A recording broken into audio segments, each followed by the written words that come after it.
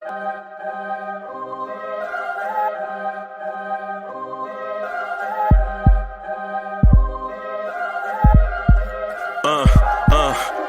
rank where the view is nothing less than phenomenal for how I express and project from my abdominal. The only view better, both my daddy and my mama know.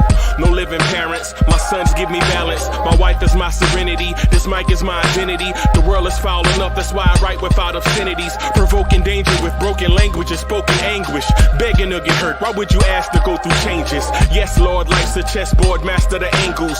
Control the tempo, be the one who holds the info. Acknowledge is just as deadly as machete swings. When spoken, the truth is as potent as that Medellin. While others swear the style is free, I just let it ring. Our time is undervalued, soldiers make us better kings. My fans on my shoulder, reaching after better things. Today I take the shot, for them I'd rather set the screen. My mama told me follow my dreams. My daddy told me get it by any means. Stand tall, make him bow to a king. But I've evolved, you can see the resolve. Look in my eyes when you speaking to God. Life and for those who we caught up in using what I was scarred with the muse. I guess they call it proving I'm more than an artist. Penciling out my darkest while stenciling out a harvest. And storing what gets me from A to B, just like garages. Instrumental with collages. Envision what I've been drawing. Broadway to give you rhythm like the great Lena Horne. So bent on, found comfort in the storm. Find peace and on when you see them others perform. Organized chaos, I'll cast it like hey ya. Yo, what's good, party peoples? Party peoples in the house, what's up? King Jerry, what's good? Robert Paul, what's good? What's good, what's good, what's good? It was good, y'all. Welcome to the Knicks Morning Drive. I'm your man, Uncle Freeze. What's good? What is good? So y'all caught me in the middle of working on a few things, right? I want to say this.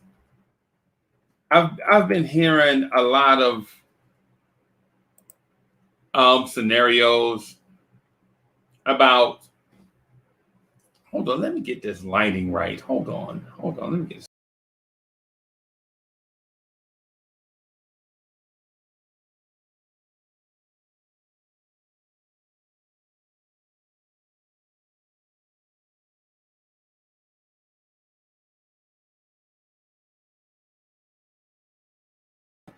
Bam. It's amazing what a little bit of light will do for your camera. Bad Mojo, what's good? 0.5, what's good?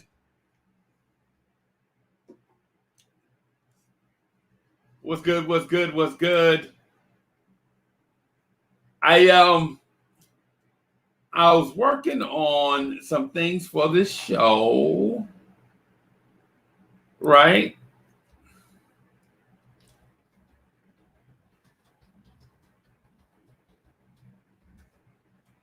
Excuse me, I'm gonna just put it out there, put it up there for us to see. Oh, excuse me. That's one of the things about doing stuff live. When things are live, man, things happen, and you like, oh man, I wish that didn't happen like that. But you know, what can you do? What can you do? You know.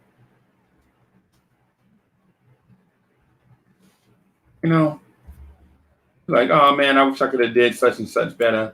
I wish such and such would have came off better. But you know, what can you do? You know, I mean, things are what they are, right? Let me see. I'm working on some stuff right now as we speak because I want to do a couple things.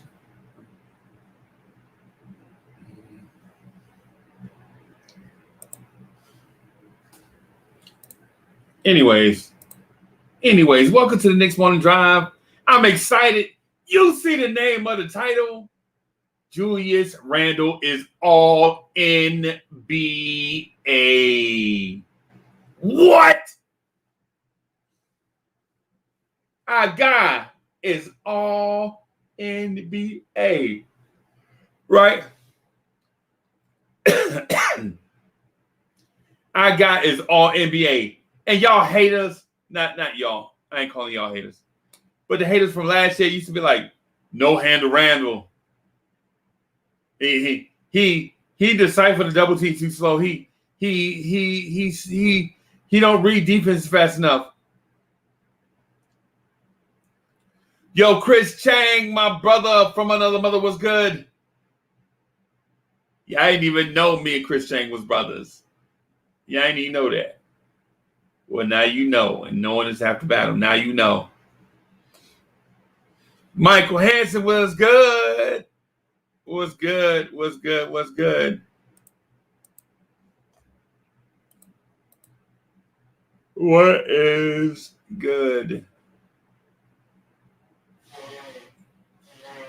What's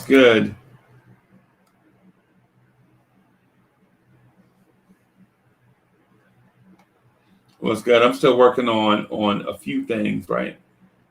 Just working on a few things. Where is mine? I'm looking for something. I want to put something.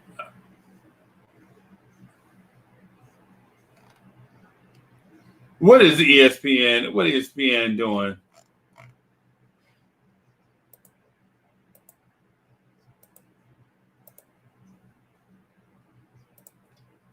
ESPN, what are you doing?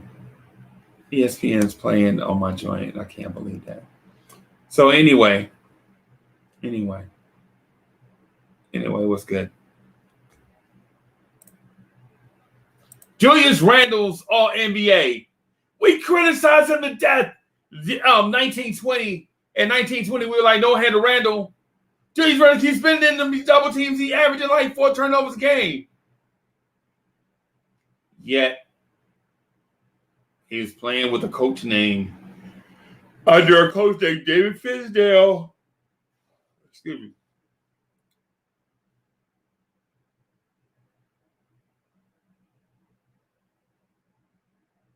He's playing with a coach named David Fizdale, coach named Mike Miller.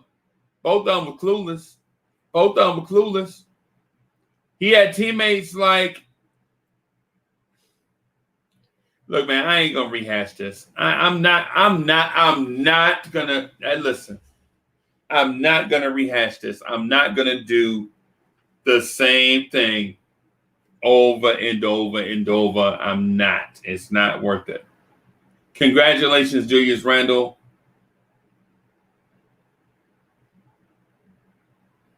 Congratulations.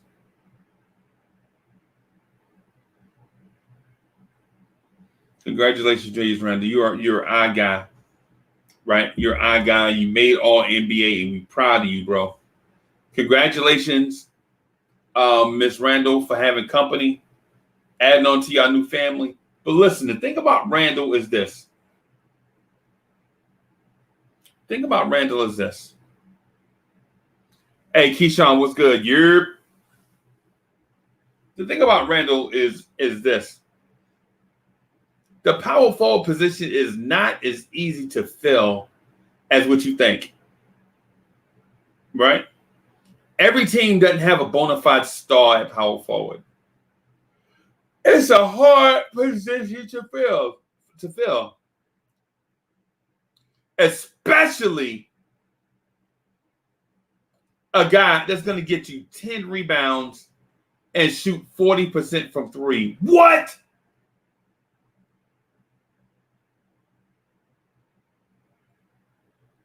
A guy that's going to get you 10 rebounds a game and shoot 40% from 3. That's rare.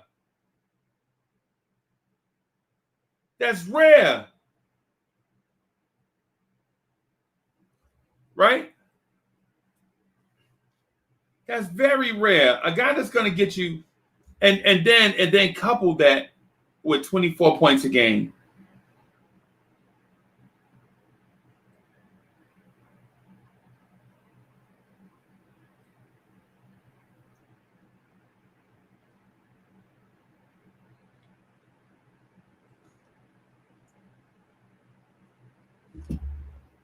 Y'all know how rare that is? I don't know how rare that is. I don't. I don't know how rare that is, and I'm not going to pretend that I do. Right? But what I will say is this. It seems as if a guy that shoots 40% from three and that gets you 20 rebounds a game, 10 rebounds a game, is rare. It seems like that combination doesn't just walk into your gym just willy-nilly. Okay? It just seems to me that guys like that don't just show up in your gym.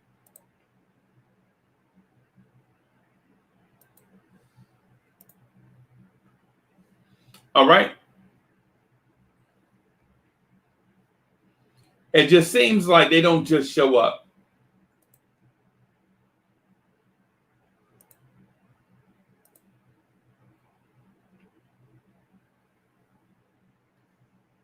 All right. Y'all can tell I'm distracted. I'm working on some things. I'm sorry. Let me focus on the task at hand. G says, you heard it here first. Sergeant Knicks, aka G-Man for Life, is in the building. The ghetto intellect is in the building. What's good? Sincere the Genius is in the building. Brian Williford is back, ladies and gentlemen. He says, if we are building our team around Randle, who hands the ball line, not surrounding him with our shooters, I emails turn on podcast. Yeah. I want to do this one step at a time, though. For one, the Knicks have an all-NBA player, second team. That is a bless up for the Knicks organization. You know why? Because for one, something didn't backfire. And I know y'all are gonna say, well, what kind of way to look at it is that perspective? Is that Uncle Freezy? Yo, the Knicks did something right. What? The Knicks did something right for once. And it's manifested into something great.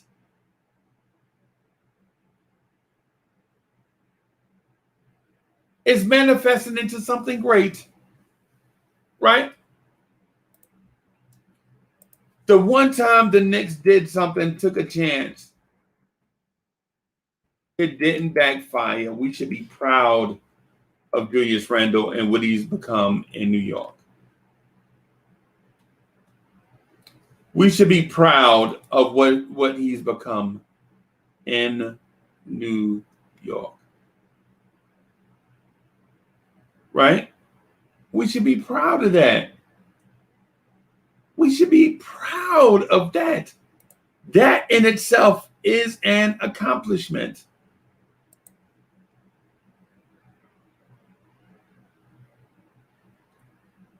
That is an accomplishment in itself.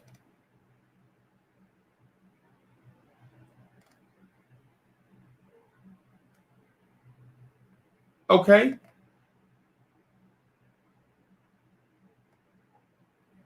I was trying to figure out why my internet was all of a sudden running slow. All of a sudden. Sorry about that.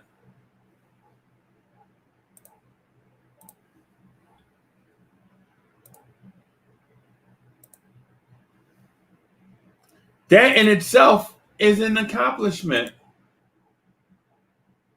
Right?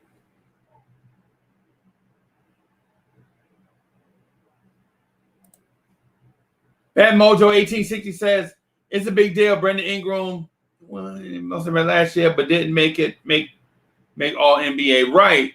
Yo. I'm telling you, where we are right now is in a good place. We have a cornerstone piece that looks legit like he is going to be a real good cornerstone piece of the future. When Fat Joe was doing our theme song after we win a championship, y'all are gonna be like, yo, it all started with Randle.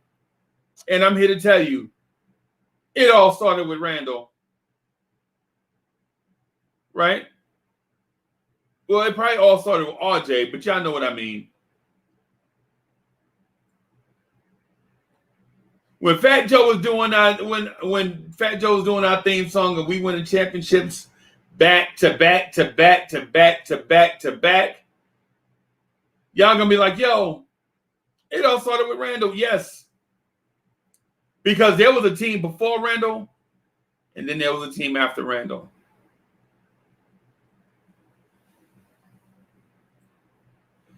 Chris Shane saying it was Tibbs.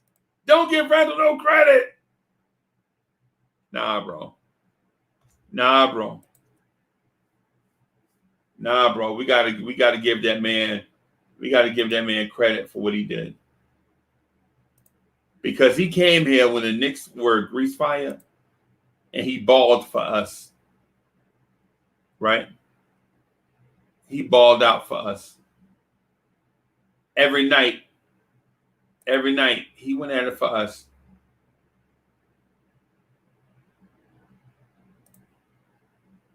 Every night. He went out and laid he went out and played his behind off for us every night. Okay? It was Tibbs. Nah, man, it wasn't just Tibbs. Tibbs is a great coach, bro. Tibbs is a great coach, but nah, it wasn't all Tibbs. It was not all Tibbs. I'm just going to say it like that.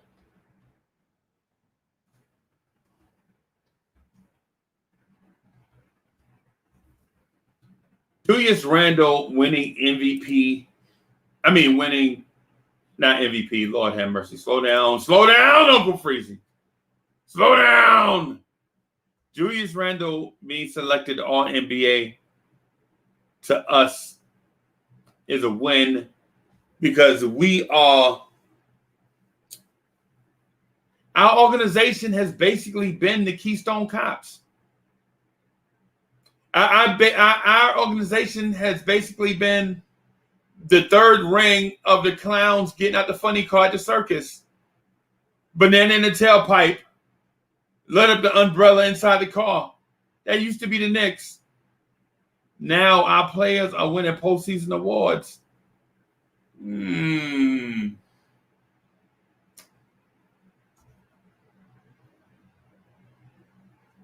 Our organization used to be the Three Stooges, or you can call them the Five Stooges, or the 10 Stooges, however many Stooges. That used to be us. That used to be us trying to throw a pie in somebody's face and wind up throwing it into the face of the cops. That used to be us. Once upon a time, not long ago, when people wore pajamas and lived life slow, when laws were stern and justice stood, and people were behaving like they all too good, that was us. That was us. And for those that don't know, that's a line from Slick Rick's children's story. Once upon a time, not long ago, when people wore pajamas and lived life slow. But whatever, I digress. I digress. Right? Our team was, not only were we trash and untalented, we were comedy at the same time. We anointed a dude named Henry Ellenson King Henry after one game. We were like, King Henry at the Garden. Henry freaking Ellenson. Henry freaking Ellenson.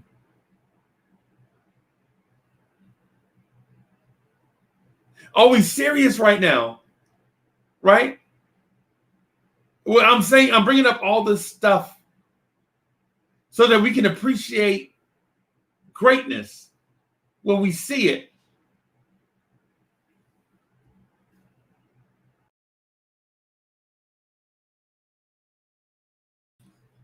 We need to appreciate greatness when we see it, right? Who are we to turn up our noses at an all NBA second team player? Our point guard used to be named Emmanuel Mudiay. He's no longer in the league, but he started for us.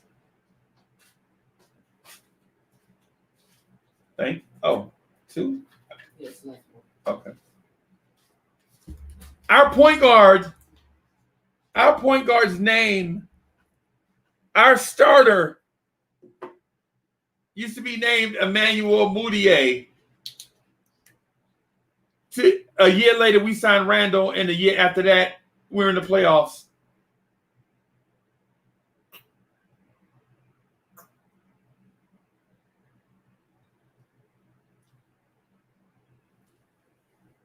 Calm down, Knicks fans. AC was good. Frederick was good. Pierre Moise is in the building. Was good. And again, Siri is snitching on me. Let me turn Siri off.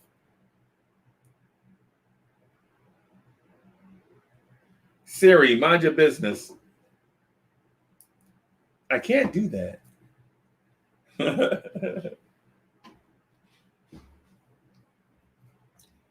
Sergeant G-Man is for life is in the building. Sergeant Knicks, a.k.a. G-Man for life. Antisocial, what's good? Yo, shout out to my mods, the number one mods in the game. I'm working on a shirt, right? I got somebody to do the shirts for us. I think it's called Swag by Ray. She's a girl, right?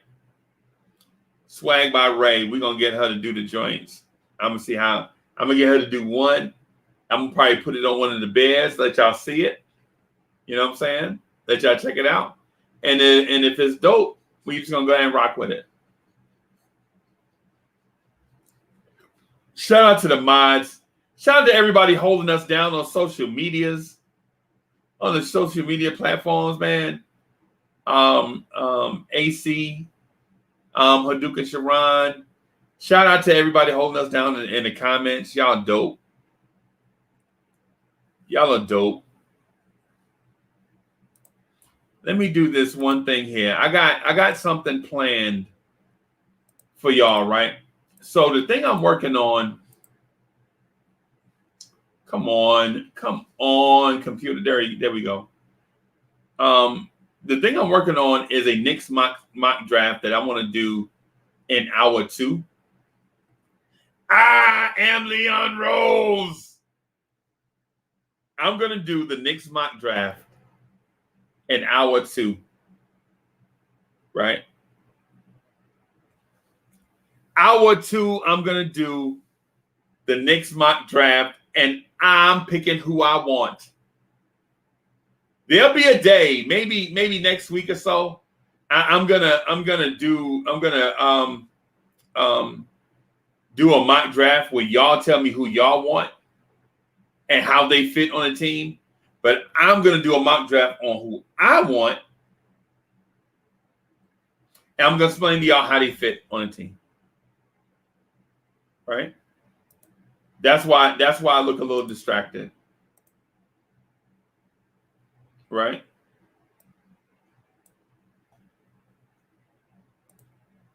Got some things I want to put up here. How y'all like that idea? How y'all like that idea? How y'all like the idea of Uncle Freezy mock drafting for y'all?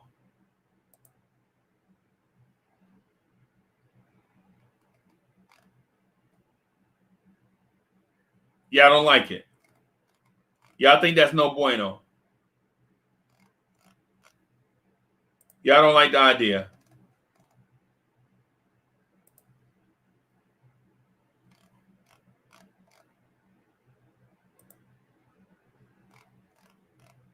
I'm trying to read the comments. It seems as if y'all not feeling it. Y'all don't want me to draft for y'all. Y'all don't want me to draft for y'all? Chris Chang, what's good? Kanye Day Kid, what's good? Tell him I'm a good drafter. Kanye Day Kid, tell him I'm a good drafter. I'm going to look out for the family. Pierre Moise is like, yo, what are y'all doing? Uncle Freezy is our mans. Uncle Freezy is our mans. He going to look out for us. Ghetto Intellect is like, we trust you, bro. It's only a mock. That way, if you mess it up, you ain't hurt nothing. Delano Steele pulling double duty was good. Delano Steele says, clearly Uncle Freezy can't read. I can read, bro. DSJ, what's happening now? When it comes to drafting, I can't read. Come on, bro. The shade right now. Come on, DSJ. I'm supposed to be your mans. Oh boy. Okay. All I'm saying is, DSJ, when I hit the Powerball, you're the first name I'm taking off the list. I ain't sending you nothing. I'm just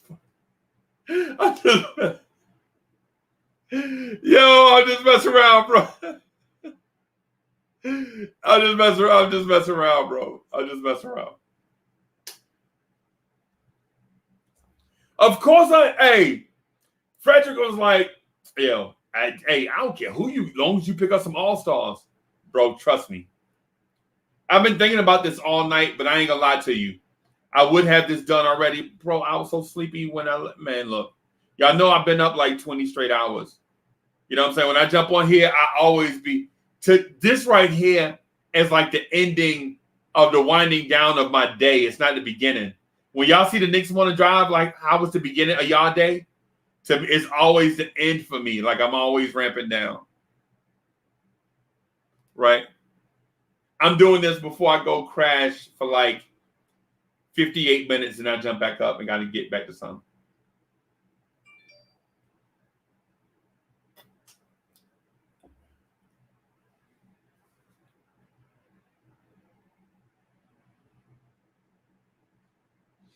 Oh, yeah. You know what? Let me share this on. Hey, antisocial. That's dope. I forgot. I don't know what I was thinking. I need to share this on social media.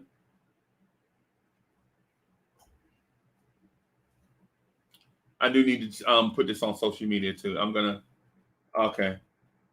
Check out our first mock draft.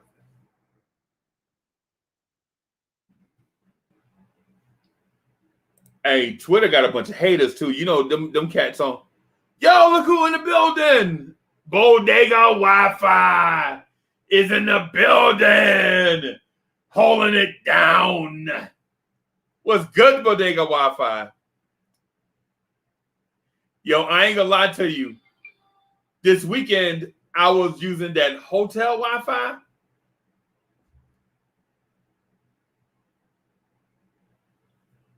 No bueno.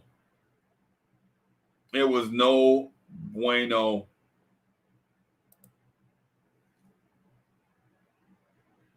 Delano still says, say word, move from Coney Island and Flatbush, Parkside Ave, a.k.a. Dockside. Yeah, man. So I don't have much experience with Brooklyn. I know where it is.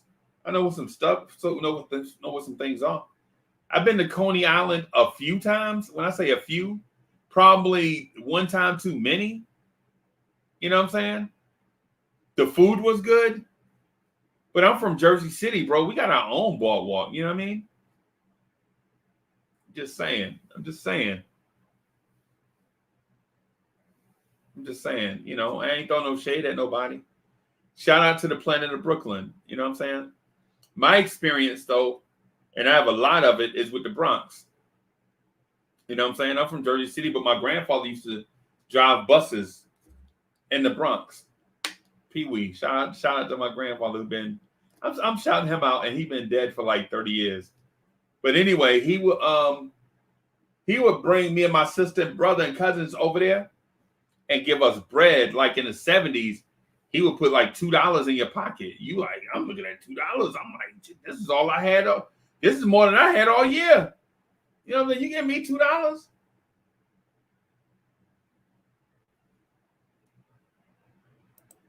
Anyway. Ghetto Intellect says, never knew the ocean came through Jersey City. Is Gia throwing shade? Is Newark throwing shade at Jersey City? Hey, pardon me. Is Newark, New Jersey throwing shade at Jersey City, New Jersey? What's really going on out here? What's going on out here? Y'all mad because y'all ain't got Liberty Park? Is that what's good? Is that what happened? That's what's happening? I mean, somebody must be having them 1960s bus fumes going up their face. Some Newark, New Jersey, throwing shade at Jersey City. Come on, what's really good out here? Oh, damn! He is throwing shade out here. Oh man, Newark, New Jersey is though. What's Newark, New Jersey ever had? So I promise you, I'm gonna get back to Julius Randle. I'm gonna get back to Julius Randle, and I'm gonna get back to this mock draft. But first, I have to address the elephant in the room, which is Newark, New Jersey throwing shade at Jersey City. What?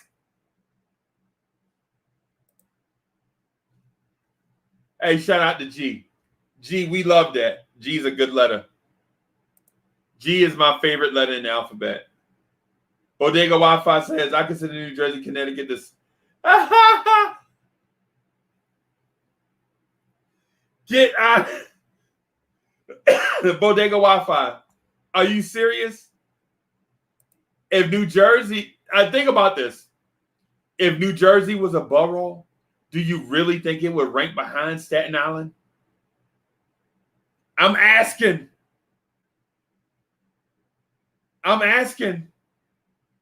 Would Jersey City rank behind Staten Island? Are you serious?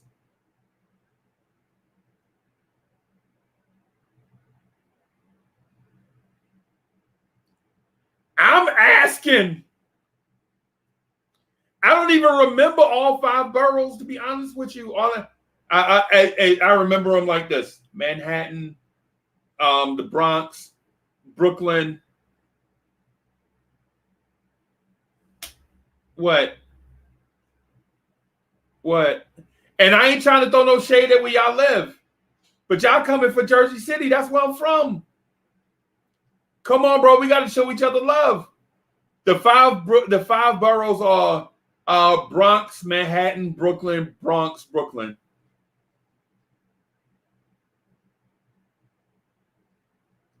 What? Yeah, why y'all coming after me and telling me to stop? Oh, okay, I got Queens. Okay, all right. So the 5 boroughs are the Bronx, Manhattan, Brooklyn, Queens, and Kings.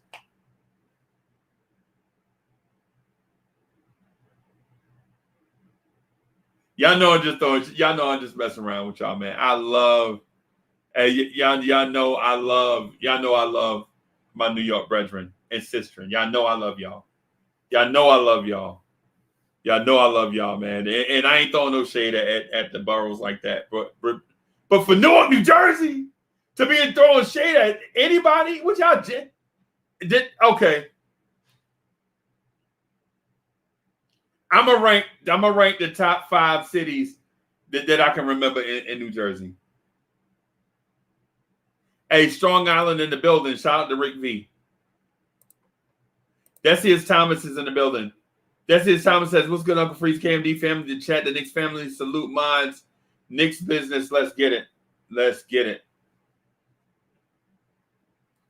So New Jersey is basically Jersey City is where cats that work in New York live at because they don't want to pay the taxes and all that stuff in New York because it's ridiculous, in Manhattan because it's ridiculous. Right? That's what Jersey City is, kinda. And then the further away you get from the tunnel, the more the cheaper stuff gets. Like where I used to live at. The more stuff used to be broken down. Yeah, like where I used to live at.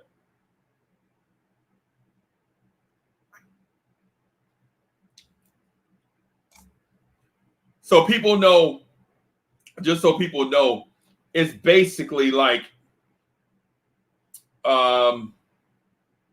Jersey City, Bayonne, Hoboken, Passaic, and then maybe Newark. Maybe Newark. That's it. Maybe Newark. It depends on how much you like Patterson. If you like Patterson, then Newark is in the honorable mention. I say that because I got mad cousins that live in Newark. I know Newark has an airport, bro. I used to work there. Who didn't? I'm from New Jersey, bro. Who didn't work at Newark Airport? Who didn't used to work at Continental or Delta? Come on, bro.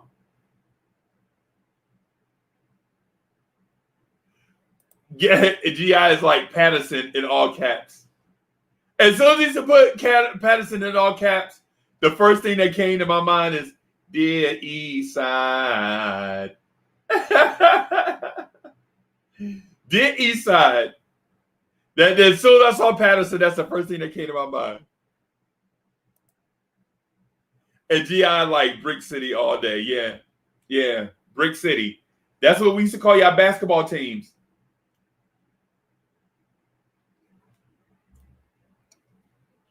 That's what we used to call a basketball team, y'all. I forget what the only athletic school that I remember, and no shade, the only athletic school that I remember in Newark was a school called Weequahic High or something like that. They used to have all the fly girls that used to run real fast. They track teams used to be amazing. Yeah. They used to have it's a school named Weequahic or whatever it is. I can't remember. It's probably closed down now. Y'all know a lot of these high schools closed down since we was in school. You know what I'm saying? But anyway, back to Julius Randle though. To Julius Randle. Not to be distracted. Back to Julius Randle. Right? For what the Knicks accomplished, man, by signing a guy, having him come here, and think about this. Not only did they just sign a guy, they brought in a guy that had talent, and they developed that talent, they nurtured it and cultivated it, and turned this guy into an all-NBA player. Now, a lot of it is Julius Randle's doing on his own. But a lot of it is the organization equipping Julius Randle to blossom. And he's done that. And you don't know if his blossom phase is over. You don't know how much better Julius Randle can get. You don't know if Julius Randle can take that step to a 27-point per game scorer and a 13 rebound per game guy and shoot 40% from three. You don't know if that can happen.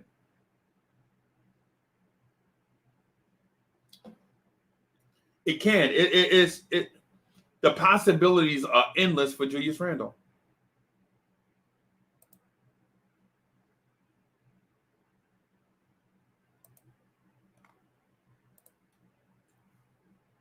Ghetto Intellect says St. Benedict's is in Newark. Just saying. Yeah. That's right.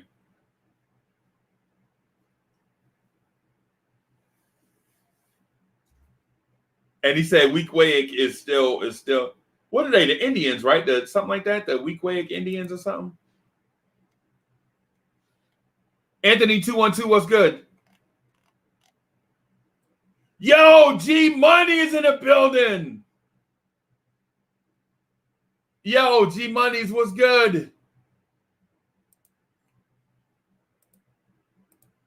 What's good? What's good? What's good?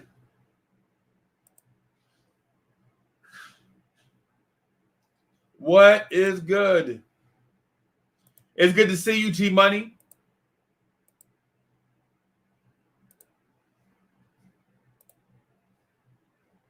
What's good? Giannis first team all defense, never checked Durant. That's suspect. That's highly questionable. Yo, I ain't gonna lie. Like back in the day, we used to like we'd be on the block, right? Just standing there, just chilling, just minding our business. And dudes would come up dressed like a Tribe Called Quest or De La Soul or something. Y'all remember that? That Daisy Age stuff, whatever that was. What was that? That Native Tongues Age stuff where dudes was dressing real funny, polka dots and all that. And my homeboy Phaser D used to be like,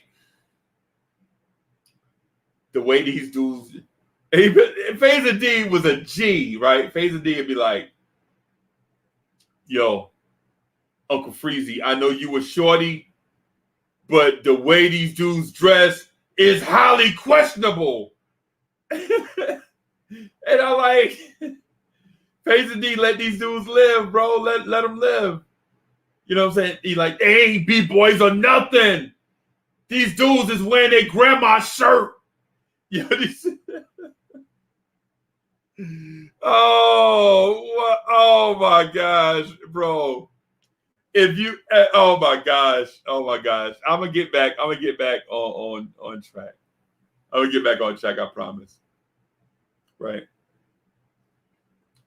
So my man Phaser D used to be like, anytime people was different, he'd be like, yo, these cats is mad questionable, son. Yeah.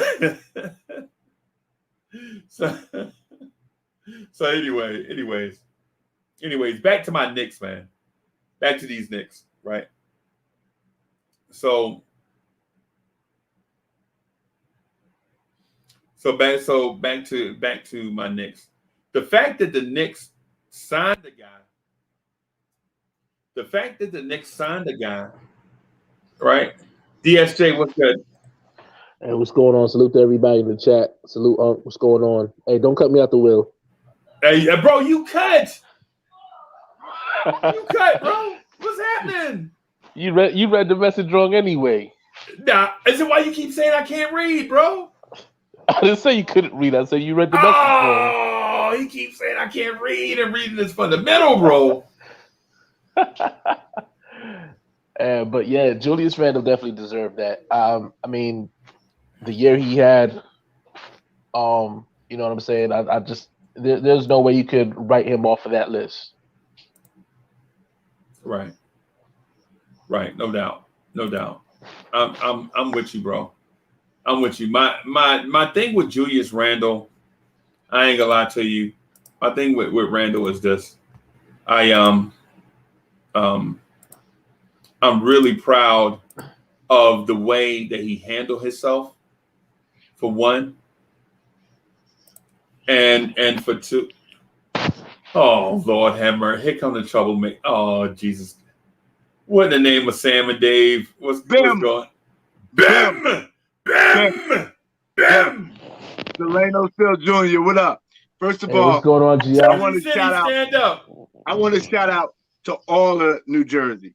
Camden, Lawnside, Willingboro, Jersey City, Patterson, East Orange. Shout out to Irvington, PA. Shout out to my Haitian Stop Passe. Bayonne. Some Bayonne. Bayonne, Hoboken, Bayonne, Jersey City. those are definitely new boroughs to New York City. That money looking real. I do want some of that to trickle to Newark. Maybe it'll get there one day. But we do got to shout out the largest city in the state, the most populated city in the state, the beast, the city that gives the state its personality. I mean, we'd be foolish not to represent for the Newark, New Jersey, the Brick City. Ras Baraka, stand up. Let's go all the way back to Gibson. Let's go, our state senator, United States Senator Cory Booker. We in the building. We in the game. Brick City, stand up. Good morning. Good morning. I thought you was going to shout out Sharp James. Got to show Sharp some love too. Look, guys, we got love for Sharp. We didn't want to revision history. We don't want to get into corrupt. Let's not go corrupt politicians. Hey, you couldn't walk up on them either. You could be like, Sharp James, you suck. What'd you say? Yeah. You like, yo, the mayor about to fight me. Yeah, you gotta go to sleep. The mayor about to throw hands out here. What? He's going to be classy. Before I stand down, I just want to salute Julius Randle. If I'm Julius Randle, I'm happy about my my All NBA award. Probably does not happen for 70 to 80% of the players who ever play in the league. So he's already in rare air getting it once. Right. But I do understand, if I'm Julius Randle, how my All NBA and my playoff performance don't match. So when next time I sit down and negotiate a contract, if it's this summer, if it's next summer, I'm gonna have to reconcile those two. How in one season I look one way, and then later on in the season he's got to reconcile that. And you know, I hope it all works out for him. But right, you know, whatever it is. Right. Nah, I'm with you. I'm with you on the Randle thing. I froze up a little bit, but I'm with you on the Randle thing. Yeah, I was just ending with whatever it is. I knew I was gonna get my microwave. I bought a too powerful microwave. It messes with the Wi-Fi. Oh wow, yeah. You cooking for real. Yeah, man. Hey, so the thing with Randle, bro, is I want to say it in a way that gives him his just due and also doesn't diminish the contribution of his teammates. So I'll say it like this. For the most part, his teammates sucked. For the most part. Right? I want to be classy about it. But when you have a supporting cast with guys like Elfrid Payton, Reggie Bullock, Nerlens Noel, Taj Gibson, then you have rookies trying to learn their way. Then you have streaky guys like Alec Burks who can cook, but you don't know what night he's going to cook. You know what I'm saying? You get Derrick Rose. You know what I'm saying? I don't want it reminds me of how Michael Vick used to look in the playoffs. And I'm not saying that Julius Randle had Michael Vick talent. What I want to say is Michael Vick did a lot during the regular season, but then when you saw him, Michael Vick did a lot in the regular season. Then when you saw him in the playoffs, you were like, bro, where's his teammates at? Right? Because think about this, DSJ, think about this. Can you name 3 wide receivers that played with Michael Vick? Nah, I can't. As a matter of fact, the only one I can really think about was Algie Crumpler. And he was a tight end. He went to school with Hoodie Kev. Hoodie Kev and Algie Crumpler played on the same high school basketball team in Wilmington, North Carolina. Yeah, I heard Hoodie Kev put up like 75 against Algie Crumpler. So, hey, listen. Yeah, Hoodie Caps tried to tell this lie on here one time. Hoodie Caps tried to say, I was in the class. I was a little bit older than Steph Curry, so Steph Curry used to watch for the sidelines as I put up 40 on his team. And I was like, really, Hoodie Cap, really? You know we fact check around here. But anyway, Julius Randle this year reminded me of a Michael Vick Atlanta Falcons playoff team, right?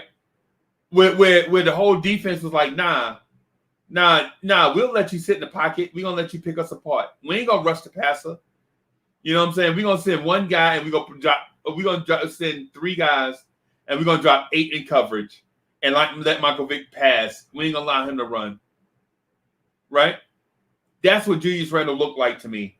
And so while we blame Michael Vick for not throwing for 300 yards in the playoffs and having the Falcons go to the Super Bowl, we also blame Julius Randle for the ineptness of the Knicks offense in the postseason, right? And while some of it is just and deserving, some of it is the byproduct of a circumstance that was not planned for properly by management, right?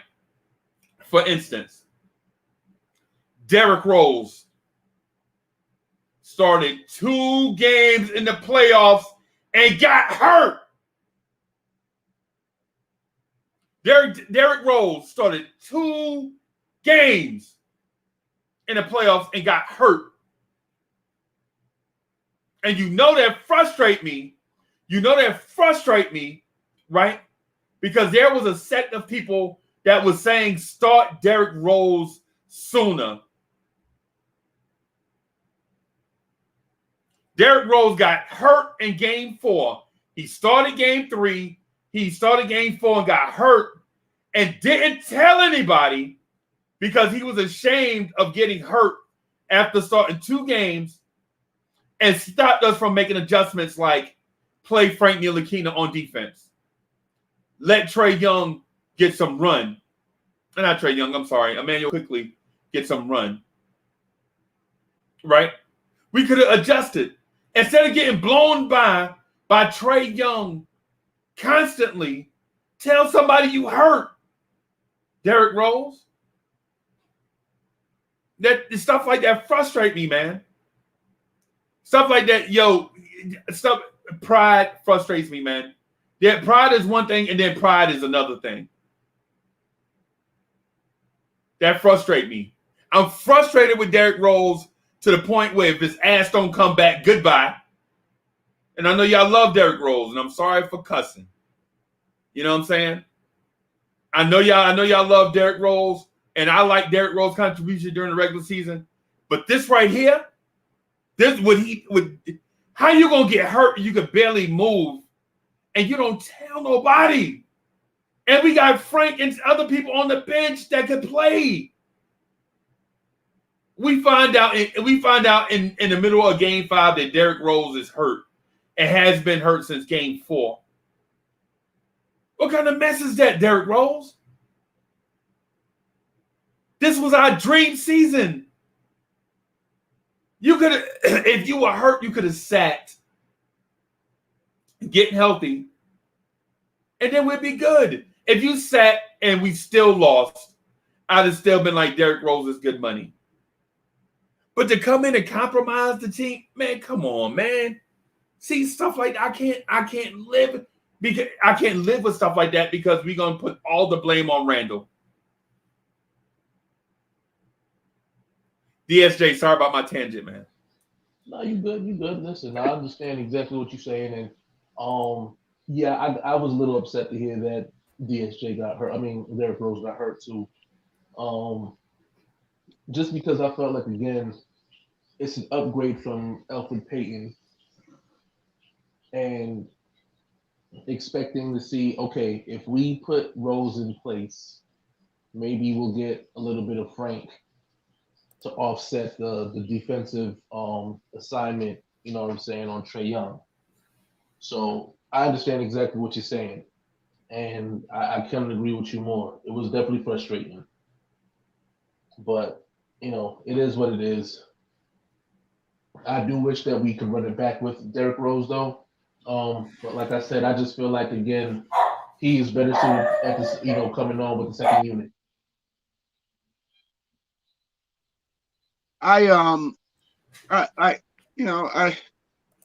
I was happy with the regular season ended. I had little to no expectations. You know, what I hear you say though, Freezy, is we now have to, really think hard about bringing Derrick Rose back. Injuries are serious, and you're seeing it play out a little bit now. And you'd be hard pressed not to think that injuries will impact the total outcome of this season. We got another month. These guys got to make it another month at very high level basketball. So, Right. The question you ask now, the only thing I hear is, okay, man, so do we bring Derrick Rose back now? I think is the question. Right. I'm a loyalist, so I would definitely, for the right price, lean towards bringing him back. But now you realize you have to, because imagine, people wanted Derrick Rose to start. People wanted Derrick Rose to play 32 minutes a game a month and a half before that. Right. That's my thing. My thing is this. Tibbs knew Derrick Rose couldn't start. Right? He had to. Tibbs looks like a genius now for not starting Derrick Rose. You know what I'm saying? And so I don't want to make this one weird thing about Derrick Rose, getting hurt, and the reason why we lost is because of Derrick Rose. That's not what I'm saying. What I'm saying is kind of like the opposite almost. What I'm saying is we have a skill player that was giving his all, that was helping Julius Randle, and he got hurt. Meanwhile, we had healthy dudes that couldn't help Julius Randle. You know what I'm saying? Because and I'm not bashing Taj Gibson, but I have to. This is my obligatory Taj Gibson ain't the guy no more spiel. Right? Taj Gibson is 6'9", 232 in today's NBA. That's not big. That's his training camp. That's his training camp weight. Taj Gibson in the playoffs was probably more like 222, 225. Right? But Taj Gibson is 35. He's not fast. He can't jump. He's not big. He's not dynamic in any way, right? He's old, right? So when Derrick Rose runs the pick and roll with Taj Gibson, all Taj Gibson does is set a good screen, and he's out of the play because he don't have the mobility anymore. He don't have the agility anymore. He don't have the verticality anymore. He don't have the dynamic ability to do something anymore. They run the pick and roll, and by the time he rolls to the basket, Clint Capella already tracked him down and ran back and forth like a butterfly, like a bumblebee, stinging Taj. Taj is old, slow, and loafy, and he can't help it. But because it's 2021. But if it was 2014, Taj Gibson would have been that dude, right? But Father Time is undefeated. You know what I'm saying? Nobody defeats Father Time. Nobody. Right? And so defenses don't have to account for Taj Gibson, but we blame Julius Randle. We can't blame Julius Randle for Taj Gibson being old, bro. It don't make sense. We can't blame Julius Randle for Nerlens Noel not being able to catch a basketball. And his job is a professional basketball player. So are you saying that Julius Randle, as long as he played to all-pro level, this was a win season for him, and he was always going to use it as negotiations, because you're saying he's going to go in with his agent and say, Leon Rose, Worldwide West, Tibb, Perry, look what I was able to do with these guys. And it caught up with us. Yeah. We could only get away with it for so long. It caught up with us. Yeah. Now you want me to play one night with this team versus 6 or 7 nights with this team in a row, the same team. Right. I'm a little upset with Tibbs. I don't want to transition too much because Trae Young is playing defense against the Atlanta Hawks. Trae Young didn't have to play, against the Philadelphia 76ers. Trae Young didn't have to play an ounce of defense. Trae Young, I called Steph Curry 3 or 4 times. I said, Right. "Oh, I'm sorry. That's not Steph. That's not Steph. That's Seth. That's just Trae Young on him." So there's a lot that happened, but all in all, man, it's still a great season. And an exciting season. Yeah, man. I mean, the disappointment is just the fact that we beat this team 3 times in the regular season. So you expected us to at least have an easier time navigating to the next round due to the fact that we've already had, established a level of dominance against this team in the regular season. And then, for it to kind of implode on us. And plus, Randle really, honestly, wasn't as aggressive as he needed to be. Right. A lot of times he bailed out the defense by taking, jumpers and stuff like that, as opposed to driving to the lane. And when he did drive, it was, it wasn't like it was the weakest move to the basket, which was why Clint Capella, basically was blocking, the majority of his shots. So, Right. When you're looking at stuff like that, I mean, it doesn't bode well for Randle as far as the negotiations, because I understand, again, the accolades, you're an first-time All-Star, all NBA now, the defensive team, you got votes for that, but going forward, I mean, this is why I kept on saying, we need to go ahead and pick up the team option on them and run it back. We need to upgrade the roster, of course, but I mean, for Randle, I'm not a proponent of wanting to give him a new contract. I want you to prove that what you did last season was a stepping stone, that wasn't a blip, but it's a trend. Delano, if I may. Yeah, go ahead. You said we beat the Hawks 3 times, 4 times. I agree. The problem, though, is that lacks some analysis from the standpoint that I forget who they had before, but we always said when we played them with that first coach, we said, man, what a failure the Hawks are. They spent all that money in off season. There's no way they can beat us in our weak roster. And then Nate McMillan came on. Right. And we beat them with Nate McMillan. We did. But I think that was the game where somebody went out. I think Trae Young got hurt or something. Something happened. And he didn't play the whole game. Or something happened there. Capella wasn't there. Something happened. But excuses aside, that Hawks team played 24-7 under Nate McMillan. That Hawks team was the best team in the Eastern region in the Eastern Conference after they hired Nate McMillan. I just think we shouldn't sell the Hawks short. We should realize while we size the team up as fans, the reality of it from an analysis and analytical standpoint of that team was playing great basketball for a long time when we ran into them. Yeah. No, I agree absolutely. For me, the mindset was more the momentum. You know what I mean? Again, the momentum was on our side. As far as just having the confidence in knowing, hey, you know what? We beat this team. And we didn't beat them just once. We beat them 3 times in the season. And that's what I was, leaning more towards. Not the fact that it should have been, a cakewalk or nothing like that, because at the end of the day, you're absolutely right. Atlanta was one of the best teams in the East after they got rid of Lloyd Pierce and Coach McMillan stepped in. So again, It's just the mindset of knowing, hey, you know what? We've done it before.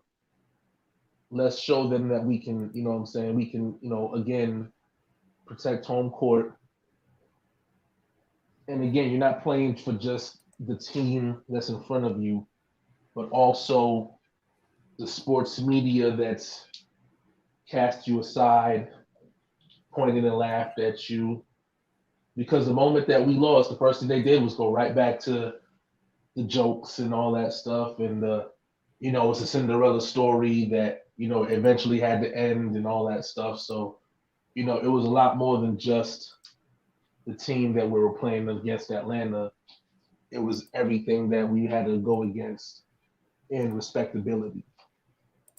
Right. Right. I'll say this too, man. I'm gonna say this.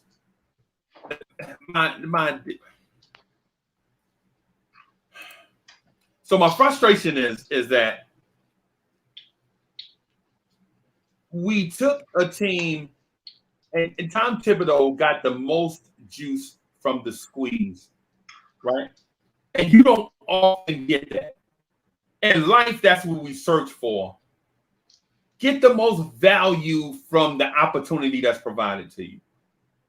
Like G.I. took his Newark education and turned it into a millionaire lifestyle. You know what I'm saying? We all wish we could do that, like the ghetto intellect, right? Like me, take my Hudson County education and turn it into a bus driver lifestyle. That's what I aspire to. You know what I'm saying? But GI, ghetto intellect took his Newark education and turned it into the millionaire lifestyle, and it was probably easy for him. But for us, it's not so easy. You know what I'm saying? Tibbs took this roster. Now think about these names. I'm telling y'all, I don't know why these names don't make you want to puke when you hear them. We took Nerlens Noel, Taj Gibson, Elfrid Payton, Reggie Bullock, Alec Burks, some rookies, and Julius Randle, and turned it into a team that was 10 games over 500. Nobody comes up like that except the ghetto intellect. Nobody comes up. What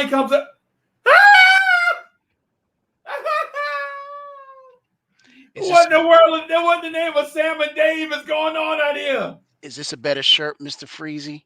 Hey, that shirt looks new. That shirt looks new. You've seen this shirt before, man. No, I haven't. I have not. I have not. Good morning. I have not. Good morning, my brothers. How y'all doing, Mr. GI and Mr. Delano Steele, DSJ? What's going on? Hey, what's going Cornerstone on? Kev. Cornerstone. That's me. AK Star Child, partying on the mothership. I am the mothership connection. What's up, bro? Hey, 15 minutes gets you 15% or less. So my brother. Yo, DSJ, man, I got to give you your props, man, because on my way to work, I was listening to the Nick and Night podcast from last night, and you was holding your own, man. I don't know what Hoodie Kev and Hadoop, I don't know what they be saying, man, but you was holding your own, man. I got to give you your props. I got to pop in that night, but they messing with my man. Yeah, man, because they had a debate about Nerlens Noel and Gobert, and I agree with him. Even though Gobert won the Defensive Player of the Year, what's name should have gotten some props. Hold on one second, guys. Kev, come on, Kev. Oh, you were saying, Delano, you were saying that Noel should have got some props this year. Yeah, absolutely. I mean, when you look at the fact that he only got one vote for being part of the defensive team, and I'm looking at Randle gets 4 votes. You know what I'm saying? That was Hadouken and the boys. Randle got 4 votes for Defensive Player of the Year? Well, not the Defensive Player of the Year, but being part of the all-defensive NBA team. Randle did? Yes. Yeah, Randle got 4, and Nerlens Noel got 1. Oh yeah, that's no good. That's no bueno. Yeah, yeah, but the way that it was presented was that Hoodie was going in on DSJ about how Noel really didn't match up to what Gobert did, and I totally agree with DSJ. He did, you know, he really Oh did. man.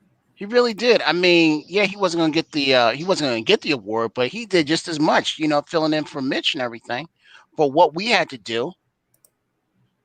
No offense, I never saw Gobert. How many blocks did Noel do in like one game in a sequence? Like what, 4 or 5 blocks? I never seen Yeah, Gobert do that. he had no. I've seen Rudy do that. Not this season, which is why I kept on saying this season. I think that Nerlens Noel had a bigger impact.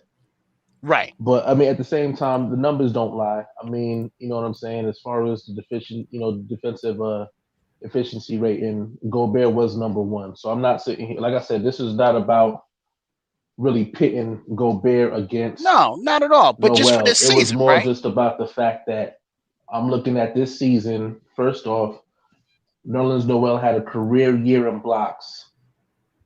And again, the only player to average at least 1 block and 1 steal. And we're not even talking about centers. We're talking about players as a Right. whole collective. So, I mean, we're talking about guys like Ben Simmons, who I feel like could have given Rudy Gobert a run for his money for the Defensive Player of the Year award, or even Miles Turner, who was number 1 in blocks. You know what I mean? Yep. Those guys couldn't do, you know what I'm saying, couldn't pull that stat off. So I, again, saluted Nerlens Noel, and I wanted to do that. And again, my Knick bias got into it too. So it's not like I'm, just oblivious to that factor. I was biased because it's a Knick player. So, again, just wanted to say I appreciate what Nerlens Noel did. I was an advocate for him last season to come on to, to be a part of the team. And when they finally got him, look at what he's done. You know what I mean? The offensive efficiency, I know that's, where everybody was like, listen, the guy can't catch. And I mean, it is. Oh, no. Oh, wait a minute. Okay, wait a minute. Slow down. No, he can't. You saying the dude can't catch like it's a passing thing. No, bro. No, he can't. No, it's not. No, not. I'm not dismissing it. I'm just saying that, again, we've heard it so many times already. It's almost like the Alfred Payton can't shoot argument. Like how many times you can say it before? God, it's don't like, get freaky started. Right? It's worse than please, that. Bro. It's what every time Alfred Payton. It's worse than Alfred Payton can't shoot, Delano. It's every time Alfred Payton shoots, a backboard gets his wings. Like a broken backboard. A broken backboard. Yeah. Delano, it ain't just side. It ain't just rim out. He's saying it's straight brick throwing. Let me say this. I want to say this, and I'm going to get out the way. I'm holding Knicks fans accountable this offseason. Oh. Yeah, because to whom much is given, much is required. And I recognize when people are tad bit ungrateful, unrealistic, and we've been given a great thing this year. It's time for Knicks fans to start acting like the rest of the NBA fans we're harder on ourselves today than the rest of the NBA is on us as a whole, even the media. And so Knicks fans say, why the media so hard on us? Well, step back and look at how you are on yourself. Now that you got social media, the media sits back and watches Freezy's platform to see what excites us as fans. Right. That's why the articles look so much like what we're talking about. It's just like that algorithm when you're on your phone and my wife, I already know what my wife is trying to get me for Father's Day. One of them fancy Japanese steaks. Right. Because she goes on her phone and starts researching which ones are the best. Right. We have the same phone plan. I turn on my social media and all I see is, was Wagyu steaks. Wagyu steaks. Wagyu steaks. And I'm like, what the? And I said to her, are you researching Wagyu steaks? And she looked at me and was like, I can't surprise you with nothing. Nothing. And I said, well, you must be searching it online. And so I say that to say it's about data mining, this month. Right. We got to start speaking positive, and then the media will speak positive. We got to do better. Everybody's not going to like every play. I get it. Everybody's not going to like every play. I get it. Everybody's not going to see it the way we all see it. I get it. Right. But if there's a Knicks fan that's not satisfied with the 2020-21 season, that's me. Respectfully, AD, and I look up to you as a big brother, so it's hard for me to dismiss you, but I got to tell you, you're crazy, big bro, and give you the opportunity to respond to how 2021 was a successful. Unless you're going to tell me you wanted one of those top 5 picks, then I don't know what to tell you because Tibbs ain't going for that. Exactly. Good morning, my brothers. Y'all already know what it is. Knicks family, Freezy. Top of the morning, AD. What's going on? We're going to have to change Cornerstone's name to Picnic Kev. Kev, you got to stop with these shirts, Kev. You gotta stop. AD,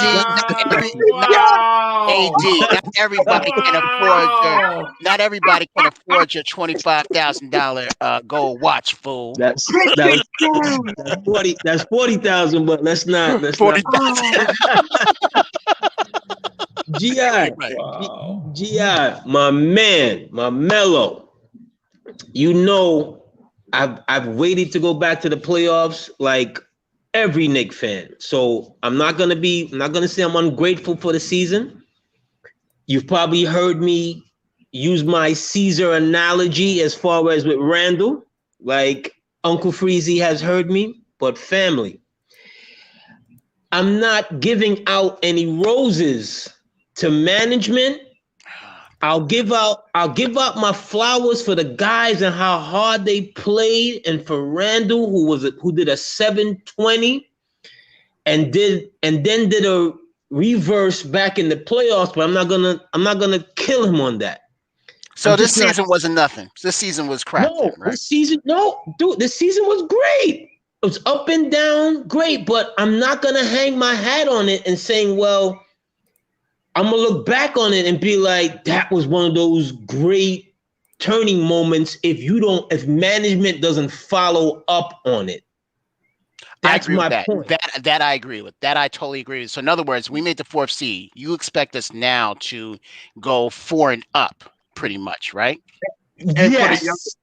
For the younger fans, let me say it better, because that was very sophisticated, what you just said, AD. So for the younger fans, if you don't understand what AD is saying, what AD is saying is, I'm not going to get all warm and fuzzy and ignore the fact that this is the biggest summer in Knicks history to winning the championship. Okay. Yes, we're there. We're there now. We're back. We're back to that same summer after we got Melo that first year, when it's like, okay, now what do we do now? Mm-hmm. You see, we can't backpedal. And this is where when I hear guys get all warm and fuzzy with your analogy on Knicks management, I'm like, hey, let's relax here, guys. You got to go out there and bring in a 1A. Or a collection of 2s. You do know you didn't. You do know you said Knicks management. I don't know where you have Tibbs in that. Is he operational or management? And you haven't said anything about him, AD. So I do want to. I think Tibbs. He's in operations. He's in operations. It's a clear divide, because every time you hear Tibbs is like, he's like your woman who don't want to argue with you on your decision making. Like, he's putting out a whole nother vibe from early in the season when he talked about how you go out and get a superstar, to later in the season about you hearing, tidbits that he wanted this guy and he wanted that guy. You can't tell me that Tibbs is going to go along with bringing in more young draft capital and going for a long range approach. No. This is my new one. This is my new one, guys. When somebody come with that fire, I'm just gonna get my butane lighter for my fire. Bam. Fire. Bam. He on fire. Fire. He on fire this morning. Fire. That's that blue flame too. You know, blue flame is hot, right? Yeah. That's fire. Isn't that the Ohio players? Fire. Boom, boom, boom. Fire. Yeah, the Ohio players. Yeah, man. Yeah, man. AD, thank you for that, AD.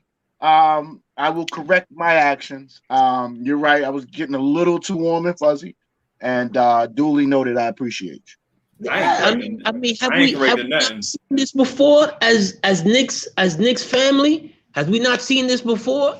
After the Indiana, they went out and got Bayani. And that was the downfall right there. That. Yes, sir. And then whatever we may think of Melo as a collective Knicks family, they did him no favors. Yeah, they didn't give him the help. Not when you get this guy at 26 years old, you give him no favors. If you go out and get a Dame, right? And I know how you feel about Dame, Freezy. You can't go get a 31, 32-year-old Dame and talk about you're going to get the best young guy from college who has a trajectory for 10 years, and Dame has a trajectory of 2 or 3. Right. Yeah. Yeah, that's a problem. Dame is definitely a finishing piece. Dame Lillard, and so I was trying to explain this to a guy last night, right? Right, a young fella, 25, got some money. You can't tell him nothing. Cats like me, who got gray in my bed, you can't tell these young cats nothing.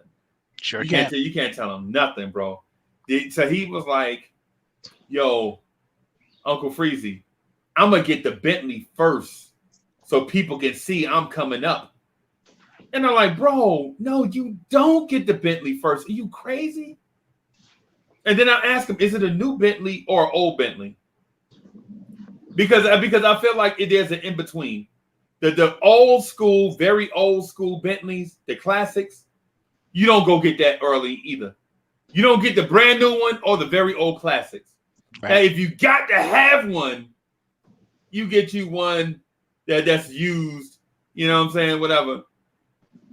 And this lady walked by, she was like, "Bentleys, what y'all talking about?" I'm like, this fool is talking about buying the Bentley before he buy his house. Right? And so he like, yeah, I'm letting these fools know off jump how I'm living. And I'm like, no, you let these fools off jump know exactly how you living. Like a fool.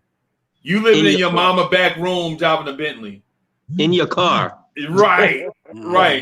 And so I'm like, bro, not only did you get your house first, you plan your retirement for second.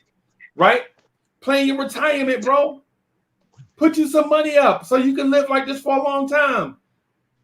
You're like, yo, tomorrow ain't guaranteed to nobody. And I was like, yeah, neither is 30 years from now. It's guaranteed to nobody, right? So I'm telling them, I'm like, yo, get your house, plan your retirement, make sure you have money when you're an old man, because the only thing worse than being a broke young man is being a broke old man. Yes. Right? Church. So I'm trying to tell him, right? He like, Uncle Freezy, you always be talking that stuff. Man, you gotta live while you alive. And I was like, yo, there is no other way to live. You gotta live while you alive. You can't live when you dead. What I'm saying is be responsible, right?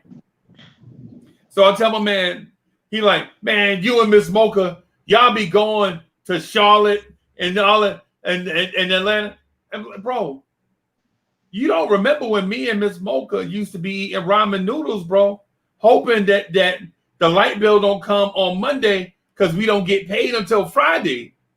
You know what I'm saying? You don't remember, you know what I'm saying? You don't know nothing about that, right? So anyway, telling this cat, blah, blah, blah, blah, end of the story. He like, old people are dumb. That's why young people don't listen to him, right? I back away. I'm like, okay. Because you can't argue with a fool. Because when you argue with a fool, people see two fools arguing. Absolutely. right? So Cornerstone Kev, I don't know where I went with that just now. I went way off the rails. But still, y'all get my point though. You get the point that I'm getting at. Yeah, exactly. But I want to go back to what you were talking about last night a little bit. You were asking a question where you were talking about Cornerstone Kev, listen. Running I it already back. know You were what talking you want about to do. running it back. You want us to run it back. I do not. Yes, you do. I do not. Do you like Frank Ntilikina or do you not like Frank Ntilikina? Come on, man. We got to upgrade that, man. We got to upgrade that. Come on. We got to upgrade Frank. So you don't believe in a 22-year-old Frank can get better. As much as I believe in him, I understand that the team did him wrong. The team did him wrong, so we have to move on. And there's nothing wrong with that. We got to move on from Knox too. Oh, we got to move on from Knox too. We got to upgrade that, and unfortunately, we're gonna have to move on from Burks too. Oh my goodness! You know what, Kev? What's that? You know what, Kev? I feel you on it, and I didn't hear all of your points earlier because really and truly I've been in and out, so I didn't. So I just got on. Yeah. If I miss it, okay. Last night, and I try not to watch basketball when the Knicks are not in, besides highlights, but it pulls me back in because I wanted to see what KD was going to do last night. Mm-hmm. And for my argument is, look at that man last night that was off a year and a half. He looked like KD in the Rucker. Yeah. Mm-hmm. You know what I mean? And it was like it didn't even matter who he was with last night. The man played every minute, every second, drilling 15-footers, 23-footers, pick and roll, can't guard him, falling down, getting up, just everything. And that's what a star does. And that's why we need a real star, a real collection of talent. I'll be right back. A real collection of talent that when it comes down to it, he can tell you, get out of the way. See what I'm saying? There's only a few of these guys that's out there, and we've got to position ourselves in a place where if we want to hold on to a Frank and grow a Frank some more, fine. If you want to hold on to a Knox and hold the Knox and grow him some more, fine. Because why? Nobody will be looking at them when you got a real star. Right. I agree.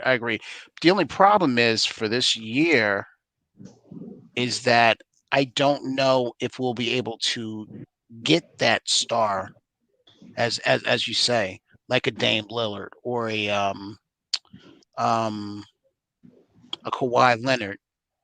I don't know, or a CP3. Don't know. AD, what do you think about this? What do you think about if we could pry Brogdon and Miles Turner from Indiana? If you've heard me on other times, I've been championing the Miles Turner. Me and Freezy went at it last week or 2 weeks ago about Miles Turner. Brogdon, another. If you can't get you to quote Drew Bundini Brown in the Ali movie, I can't get a one, I'll get two good twos. You need a few good twos. If you can't get a one, if you can't get a real one, then you need to stockpile a lot of real good twos. Then go the way of Detroit of yesteryear. You know what I'm saying? Yeah. Go that way. Have a collection of talent. Because I'm sounding jealous again, but it's just because I want to win. I'm looking at Brooklyn's team, and I'm like, who are these other ancillary pieces? Well, the Brown guy came from Detroit.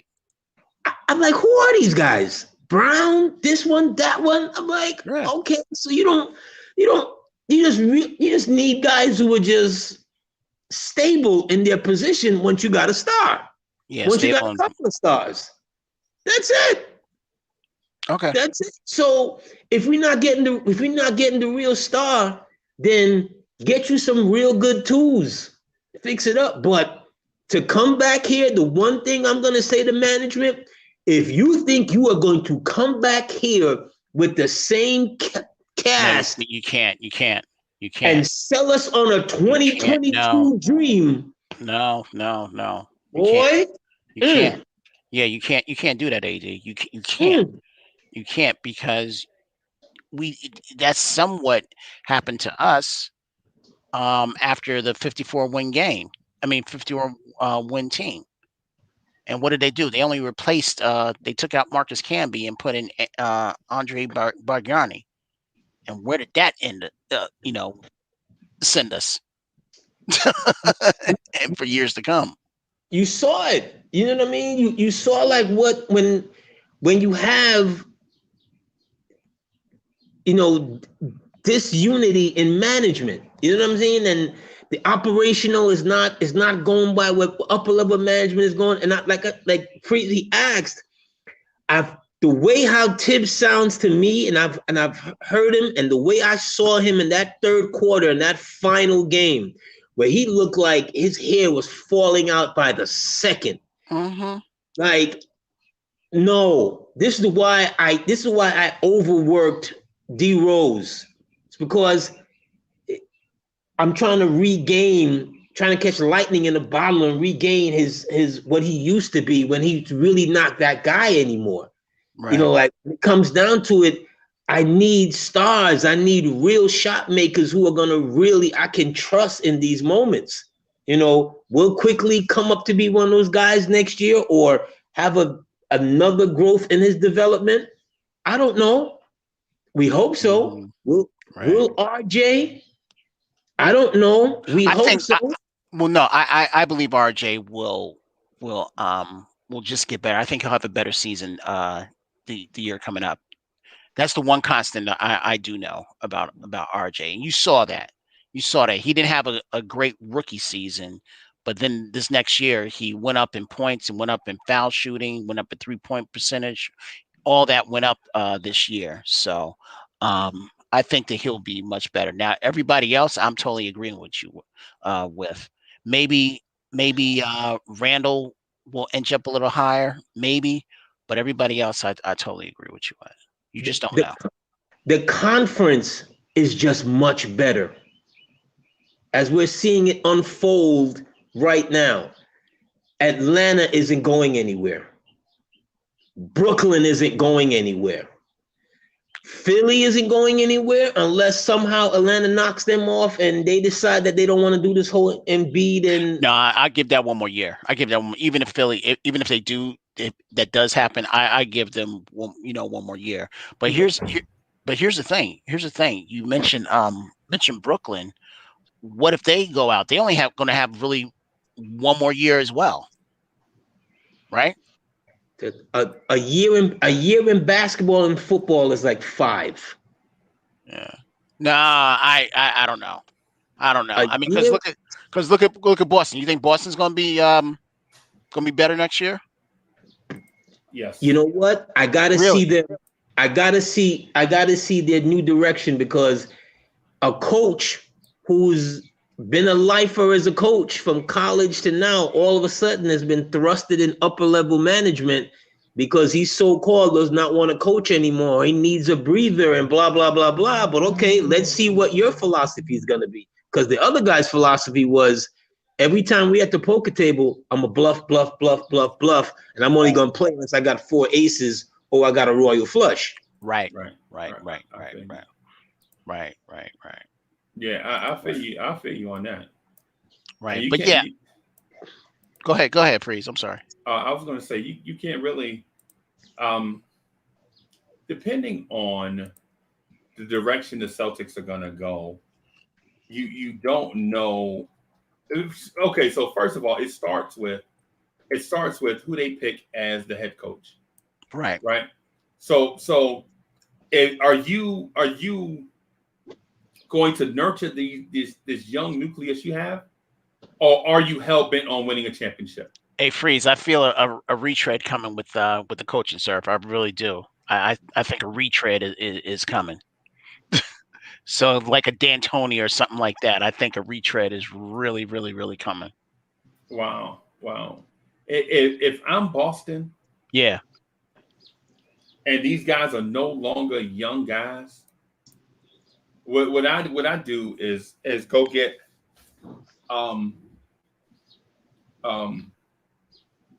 say a young college head coach, right? Somebody, and I'll give you an example. And I'm not saying this should be the person, but this is the coach type that I'm looking for. I'm looking for a cat like Shaka Smart to coach the Celtics, right? I'm looking for an Anthony Grant from Dayton, the dude that used to coach Obi Toppin. Yeah. His offense was so innovative, it made Obi Toppin and those guys. Listen. Brad Stevens is an excellent coaching mind, right? Mm-hmm. And bringing in another excellent coaching mind, to me, is what the Celtics need right now. Anthony Grant, who designs innovative offense to get. Can you imagine what Jason Tatum would be like with more open looks? Jaylen Brown with more open looks. Yeah. So if I'm Boston, I go in that direction. And then if you ask me what the direction of the team is, the direction of the team is, to me, be the Eastern Conference champs. That's your goal for the next 2 years. Eastern Conference champs, right? Mm-hmm. We're going to work towards that. Because clearly, other teams in the conference have better talent. Like the Celtics don't have a Giannis. The Celtics don't have a KD, Kyrie, James Harden. They don't have a Joel Embiid, right?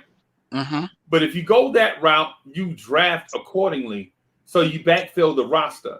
Now the stars of the team, Jason Tatum and Jaylen Brown, are in control, and you have bright young talent pushing them for minutes. Okay. You know what I'm saying? Yeah. What I wouldn't do is all or nothing. Go get a retread coach. It's all or nothing. We feel like we have all the talent right now to win the championship, and we're going to go get Lionel Hollins. We're going to go get Mike D'Antoni. We feel like we there. No, that's not what I do. Because these kids are still too young, and they can still go either way. You see, Freezy, with a Boston and how they've dealt with things over the years, they can take that patient route because they've taken that patient route. Right. You see, they've done that. We don't necessarily know how Tatum feels at this point in time. You know, he has a sidekick in Jaylen Brown, been a little injury prone. Okay, we know what my man from UConn has been. He's been very injury prone. Right. Maybe he's looking, because now what? He's still on his he's on his second year deal. He signed his max, right? Yeah. He could be. They went to three Eastern Conference Finals or 2 with him back to back. He could be looking to win. So he could be looking to force you to make a deal to get a couple of players in here that's going to help him over the top. Look how hard he plays. Right. You know what I mean? You getting the one thing with college coaches, and I don't have a stigma against college coaches, but the thing is, when college coaches come in, the mindset, the transition takes a second because you're not coaching kids anymore. You coaching grown up with a big paycheck. Mm-hmm.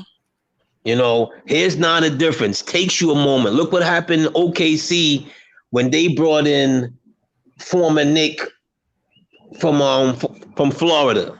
Okay, right. How good they eventually had to let him go, and he had KD and Russ and a stacked lineup. Right. When it came down to it, KD was like, "Okay, I'm out of here." Whatever the problems were, the coach wasn't a part of him staying.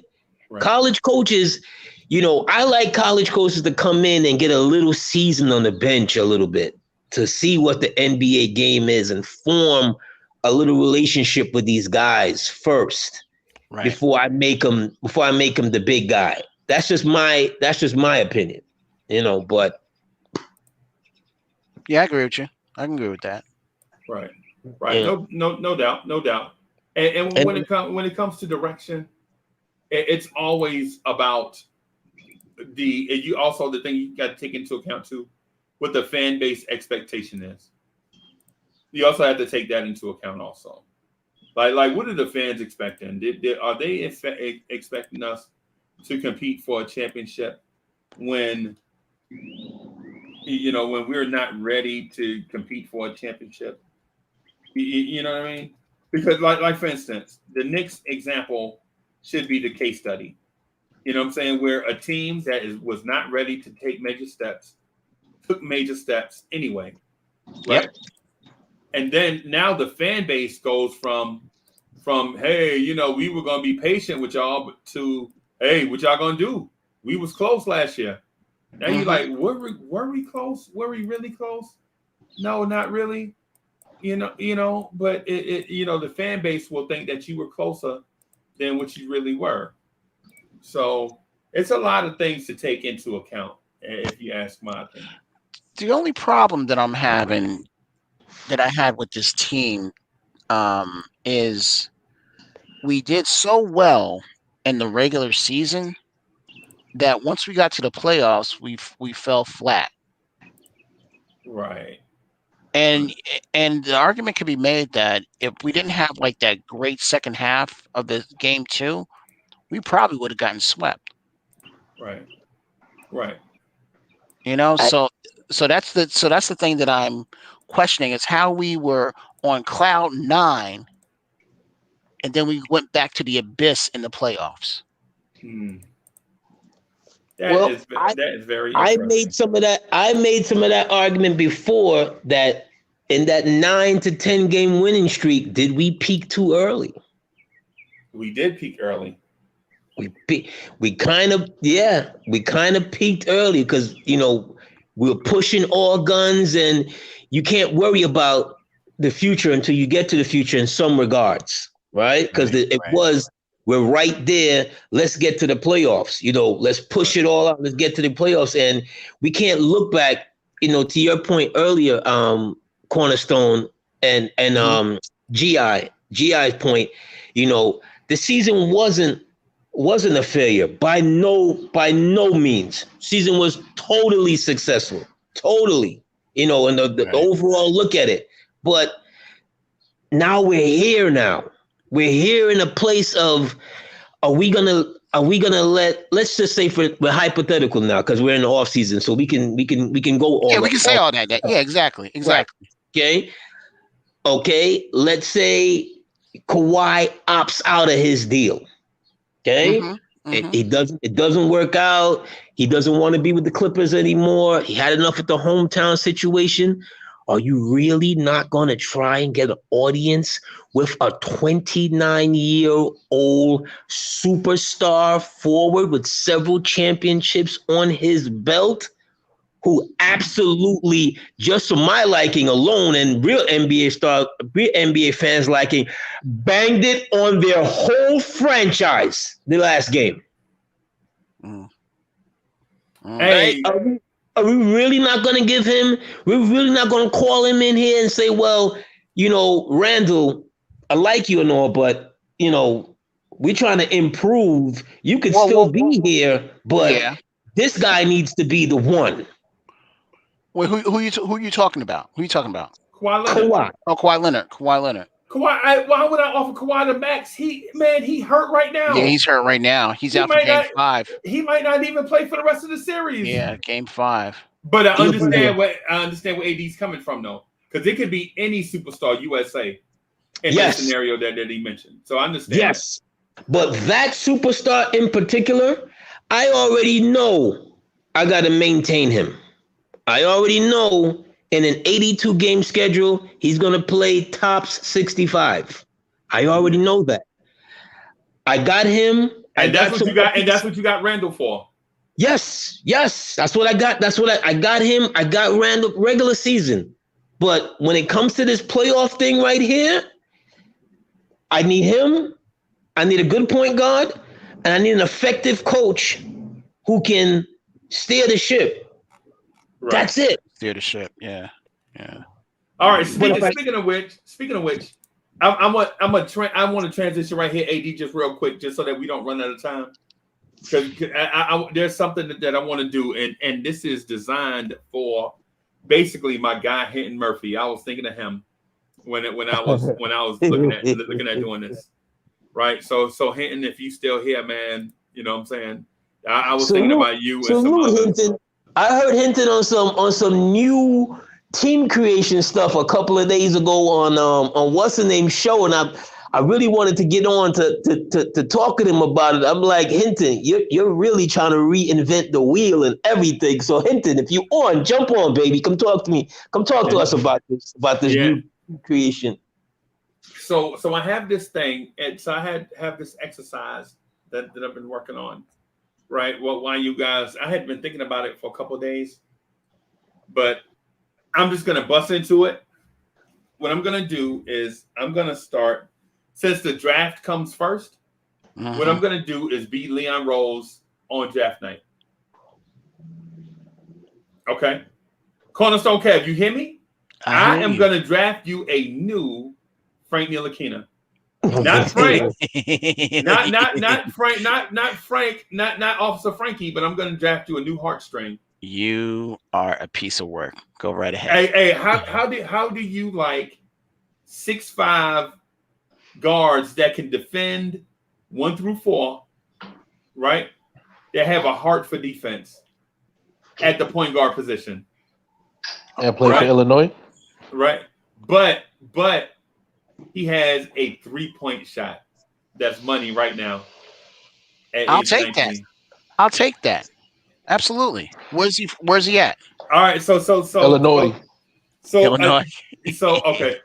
So here's the thing. So chat. Here's the thing. I'm gonna do the Blorange Tears Knicks Morning Drive 2021 mock draft, and there'll be other additions, right? But what I want to do, I want to start with this one for us to contemplate.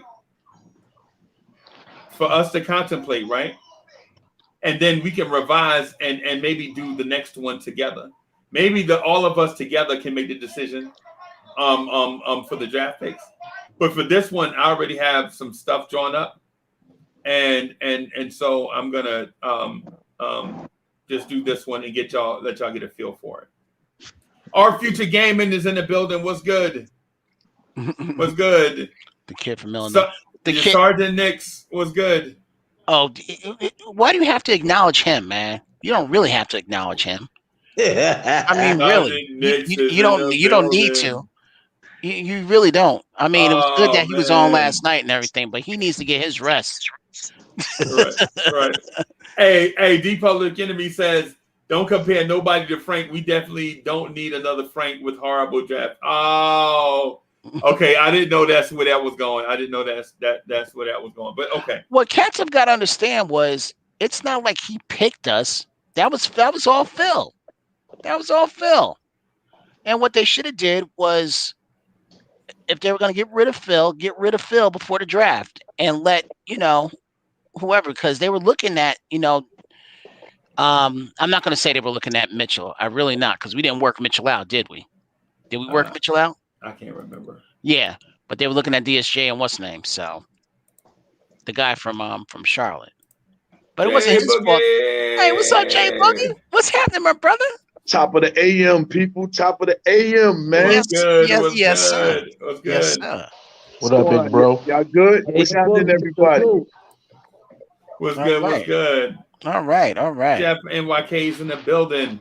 So Jay Boogie, what's going on, man? Man, I'm out here bush garden with my wonderful wife, man, and my beautiful young one, my 3-year-old, and our little cousin, aka our nanny, and we just having a marvelous time. I'm sitting on the back patio about to eat breakfast, and y'all was up talking about mock drafts and talking about the beautiful life, our orange and blue, you know what I'm saying? So I got to chat in with y'all, man. Salute y'all, you know what I'm saying? And play my position and my part, man, because I love the Knicks, man. Okay. Yeah. So I'm gonna do a mock draft real quick, man, just so to get us a feel for what might be available. So first of all, I'm Leon Rose, and I'm operating under the assumption ain't no stars out there. I'm not trading draft picks. We got 4. I'm taking 4. Yeah. Them. That's how I'm rolling right now. We got 4. We got 4 picks. I'm taking 4 picks.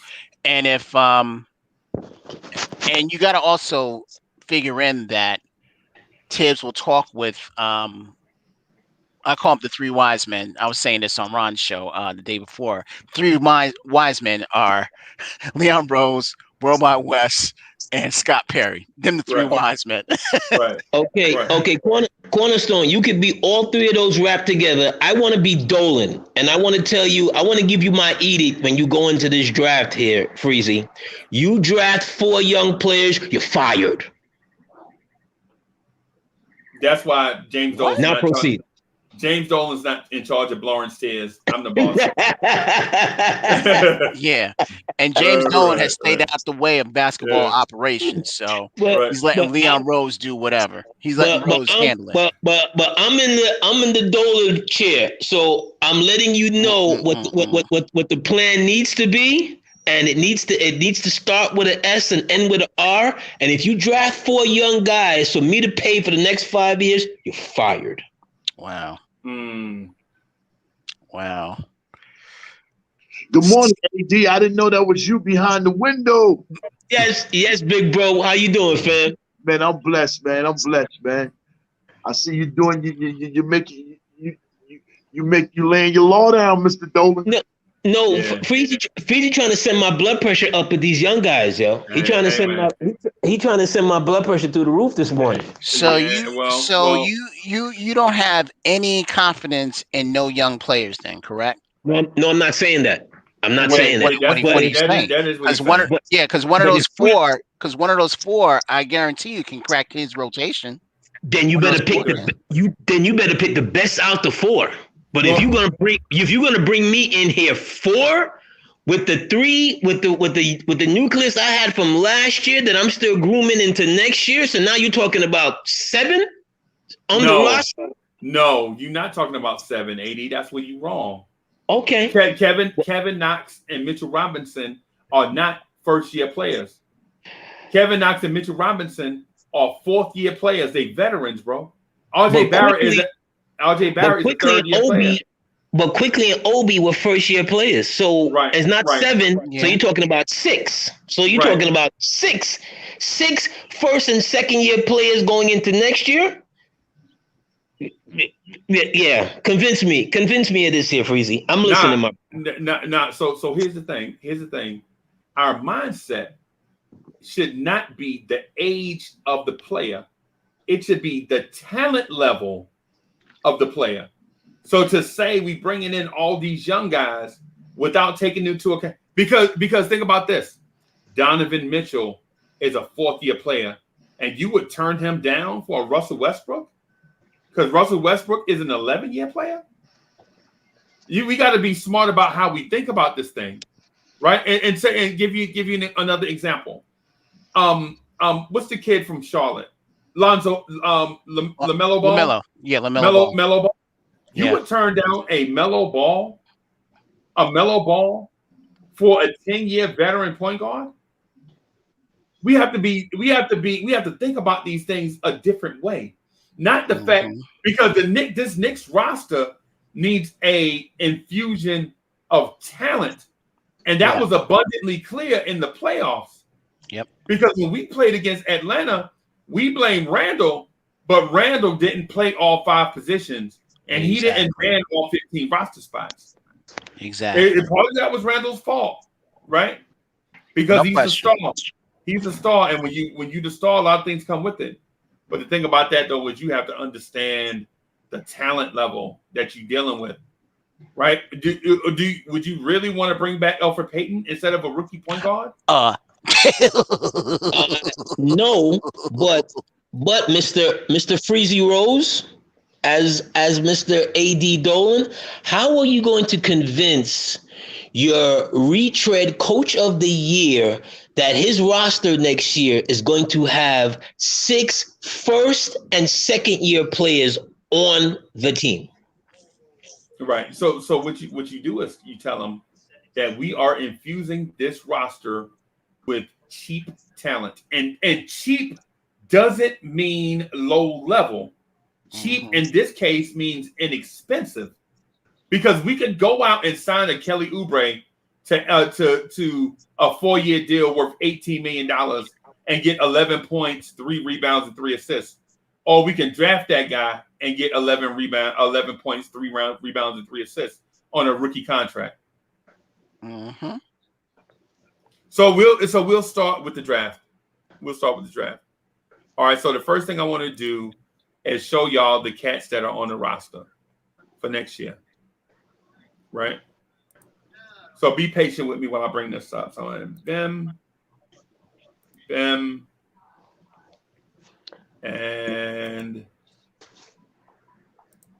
Bim. You're asking AD Dolan to be patient, sir. That's an oxymoron. All right. So now you see the roster is the guards we have for next year are RJ Barrett, Emmanuel Quickly, and Luka Vildoza. My man. That's my man. That's my The man. we have for next year, and these are under contract. Hold on. Let me add my guy back. For some reason, he keeps disappearing.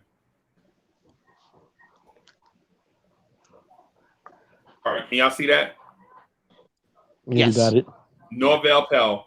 So the 8 guys that you have Barrett, Quickly, Vildoza, Randall, Knox, Toppin, Robinson, Pell for next season, right? How do y'all feel? So what's the thing that we should address? What should be the major thing we should address off the top?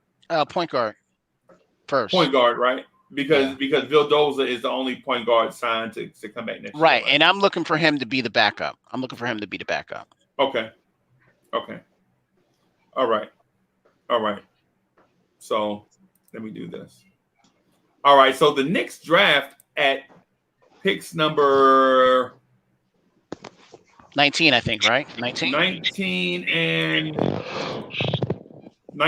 21. Right? Okay, right.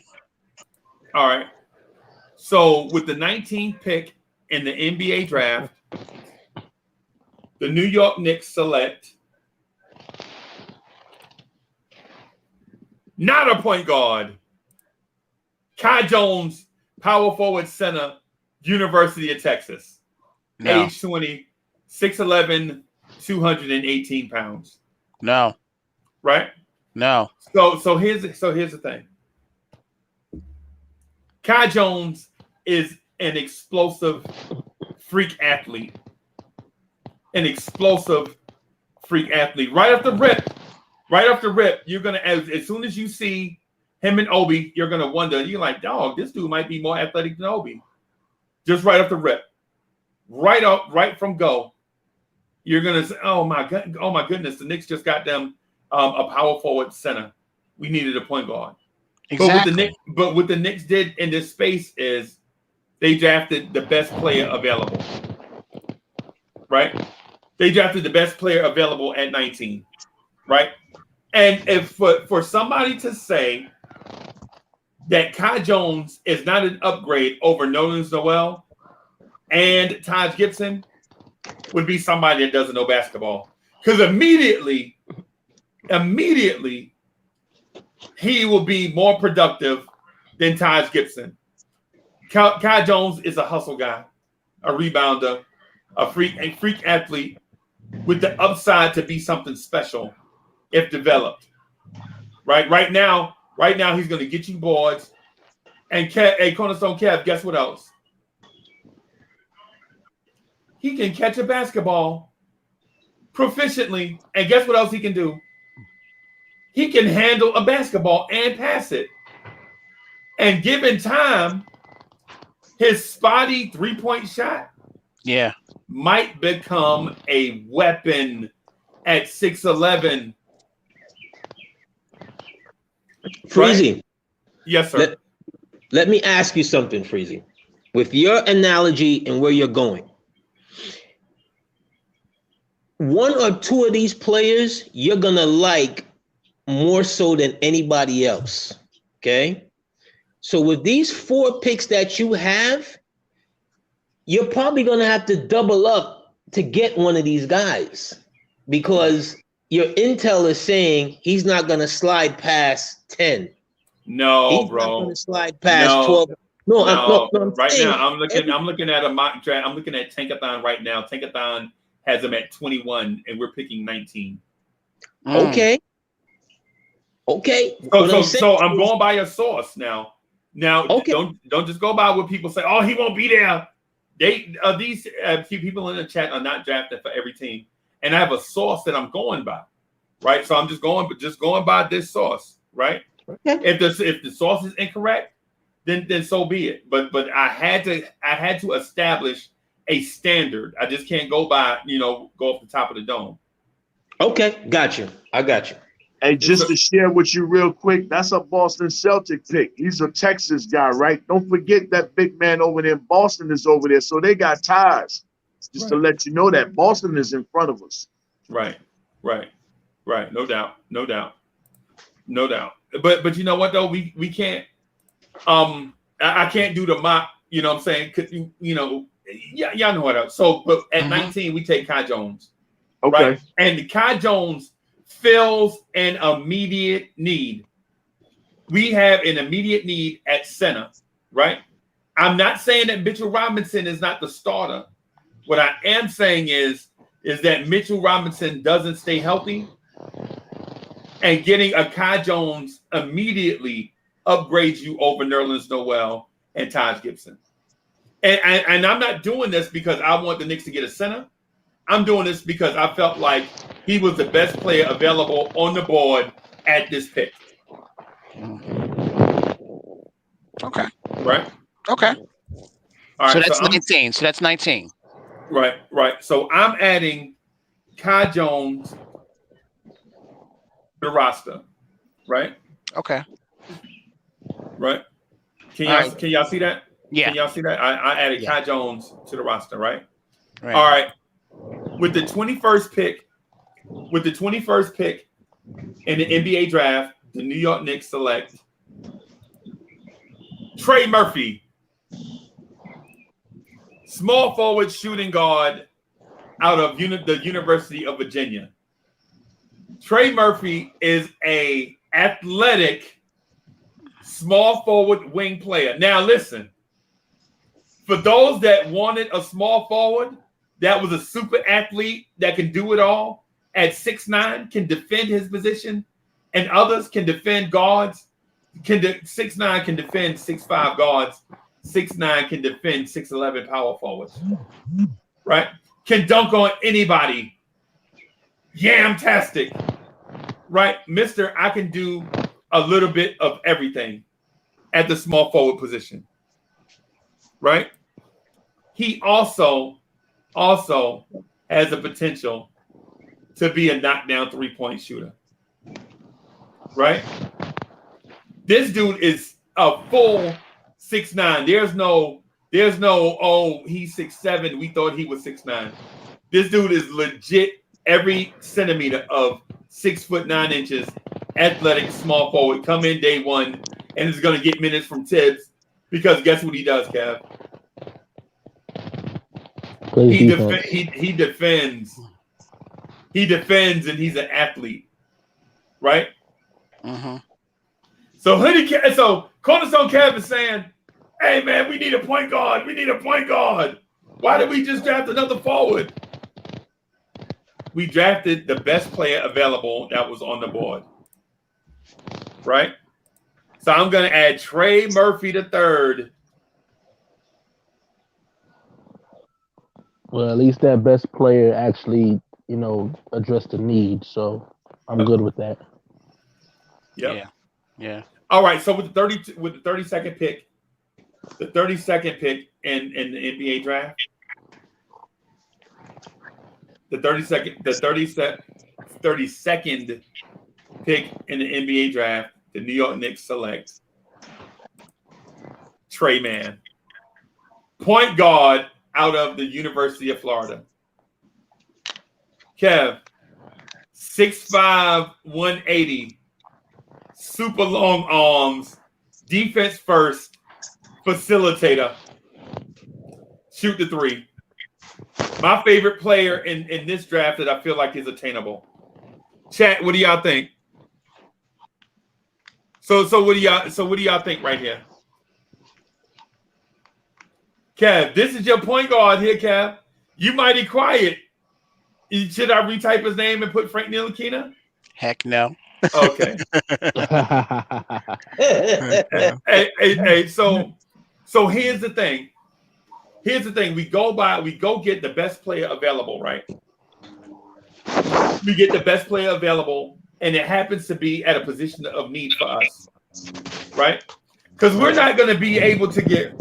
There are a lot of guys out there that we want, like a Book Knight. I like Book Knight a lot. I think he's going to be an excellent scorer in the pros, right? Right. Man is good, but man is going to be the guy. He's probably going to remind you of a Chauncey Billups. I know what Chauncey Billups is not a popular pick. You know what I'm saying? I know that's not going to be the most popular pick, right? But he'll remind you of that type of player. Yeah. Hey, Freeze, can you click on that other that roster picture? I mean roster slide again. I want to look at something real quick. Okay, so you got to add that guy there too. Okay, Kai Jones and Trey Murphy.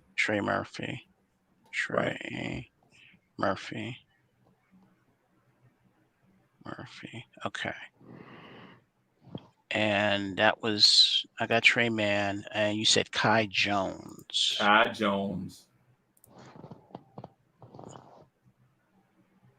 Okay. Where do they have Luka Garza? At 54, the 54th pick. Oh God, 54. So that's how far. Okay. All right. Yes, he's the 54th pick.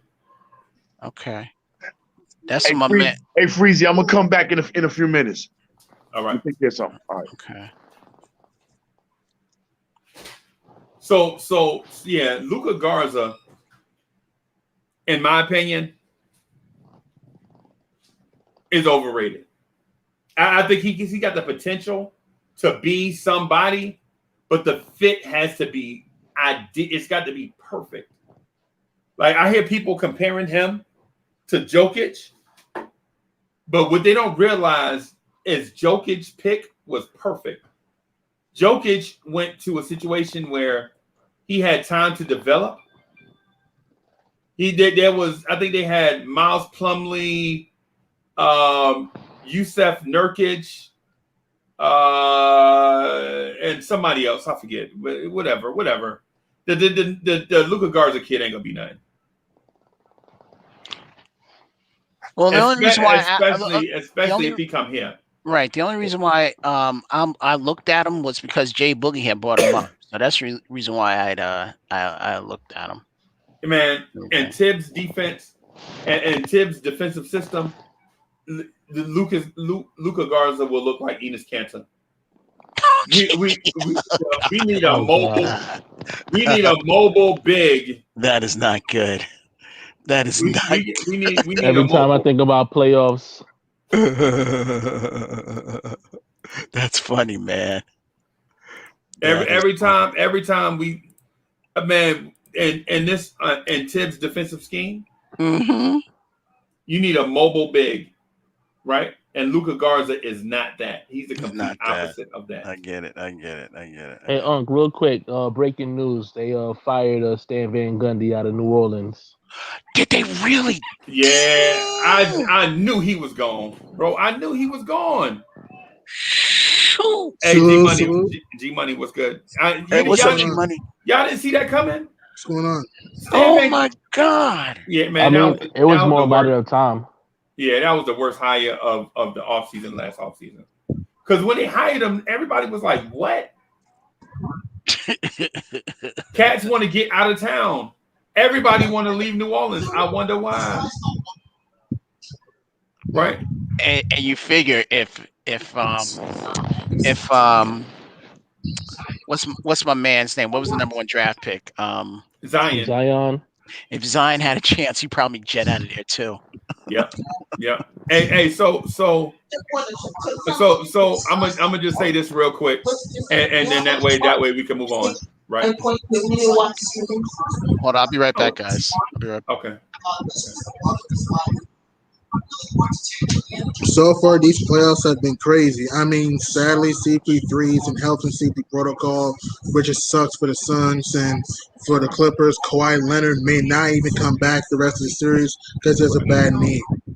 Right, no doubt. So, hey. So if you have to bet your money, I'll make this quick. It looks like the Jazz will make the finals, in my opinion.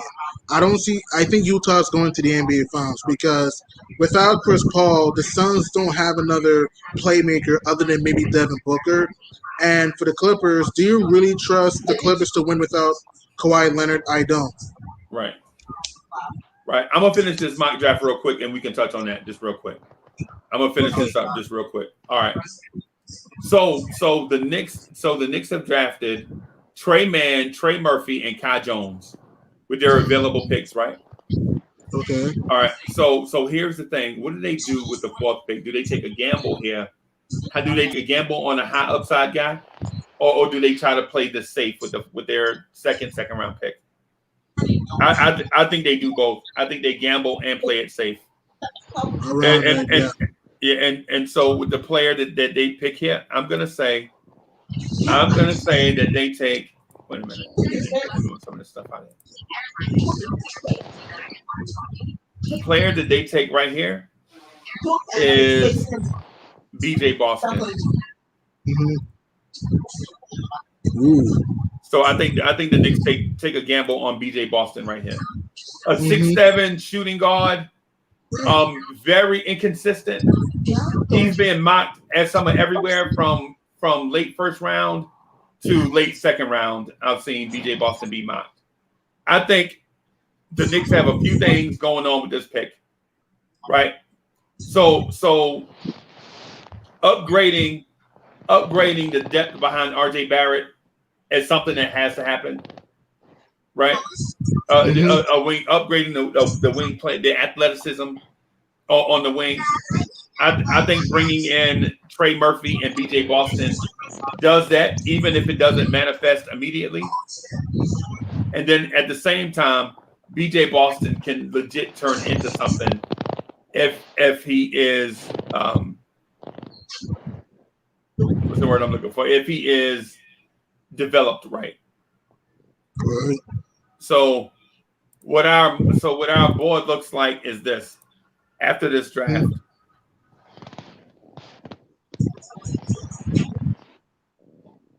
this is what the roster looks like after draft night. Okay. RJ Barrett, quickly, Vildoza, Trey Mann, BJ Boston. Forwards, Julius Randle, Kevin Knox, Obi Toppin, Trey Murphy. Centers, Mitchell Robinson, Norvel Pell, Kai Jones.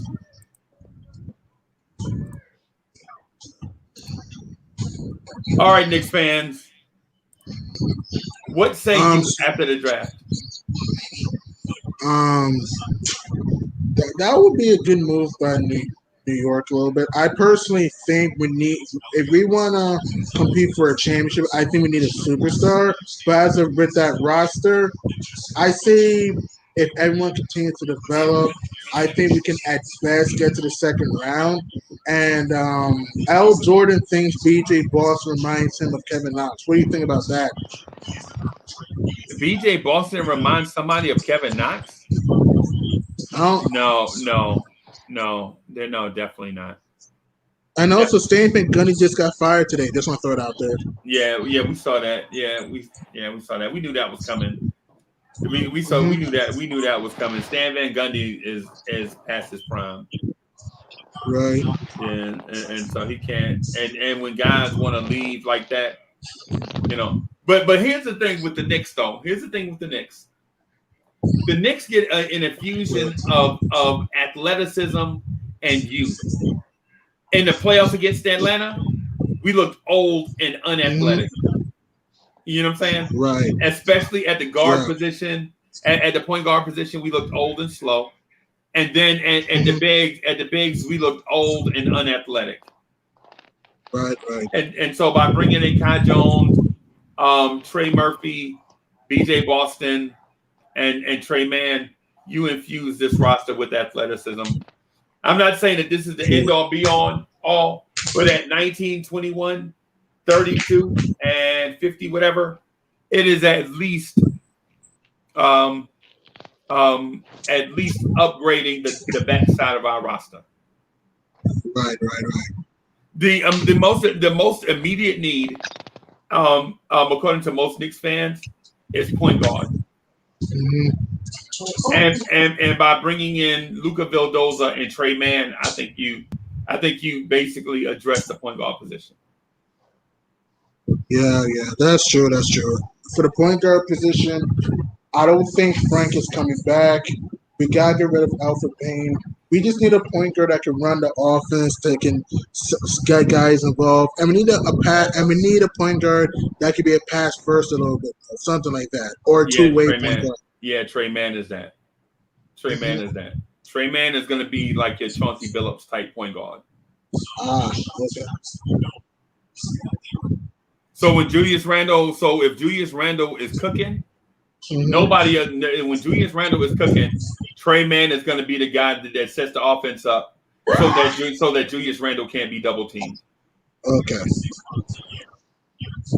Right. I don't. So White Falcon 44. I don't think Derrick Rose is starting, bro. He's getting old. Yeah, he started 2 games in the playoffs and got hurt. He started 2 games in the playoffs and got hurt. What killed us against it? Oh, go ahead. Oh, go ahead, man. No, you better talk. Go ahead. Sorry. No, I was just gonna say the thing about Derrick Rose is he got hurt and didn't even tell anybody. So Derrick Rose is an average defender at best, right? At best. But then with him hobbled, Trae Young just cooked him. Yep, Trae Young was kicking us with the pick and roll, the screen roll, the floater. Also, another reason why we got smacked by Atlanta, we couldn't rotate to the shooters, especially the corner 3. We got burned by the corner 3 and the wing 3, and that's why we got waxed by Atlanta in 5. Right, and to me, the root problem to that was our big was getting destroyed by Clint Capella. And if our center didn't need help down low, then we could have left our wing defenders on the shooters. It would have been a different story. Right, it would have been. And also, we lacked rebounding. We need a center that can rebound. I mean, we don't have, other than maybe Mitch, we don't have a great guy, a great rebounder that can crash the glass. We just don't. Taj, I mean, he'll hustle, but he's not a great rebounder. Noel, he can.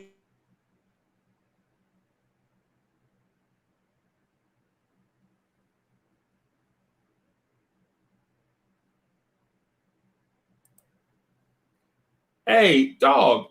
All right. I didn't. So why Garza is the 54th pick? He's the best center in college. Uncle Freezy bugging? I didn't rate him that. My drafts are saying that, bro. I didn't say Garza is the worst guy in the universe. My drafts have him at the 54th pick.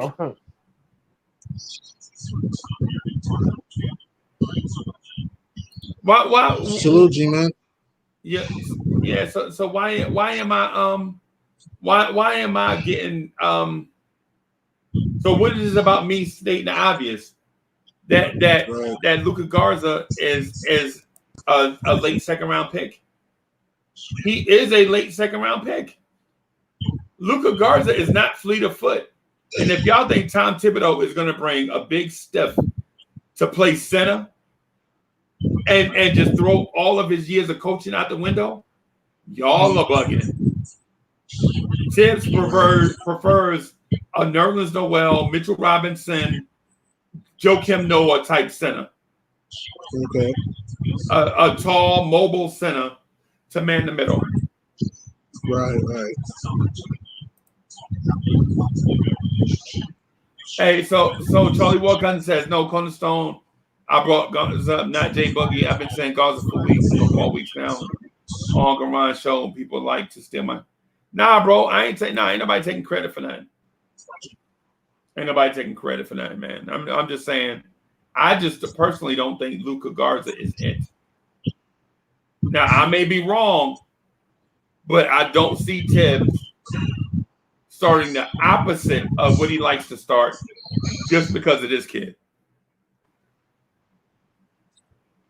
Yeah, D Public Enemy says we drafted Mitchell Robinson. Why not Garza in the second round? Because Garza is not Mitchell Robinson. Luka Garza, offensively, he's light years ahead of Mitch, right? Offensively, but defensively, he's light years behind Mitchell Robinson. Okay, let's not think that this dude is a defender because he is not. And the Denver Nuggets run an offensive first unit. The Knicks run a defensive first unit, right? And if you think Tibbs is going to sacrifice his defense for a dude just because he can shoot a little bit, y'all are bugging. White Falcon says Garza is the best player in the draft.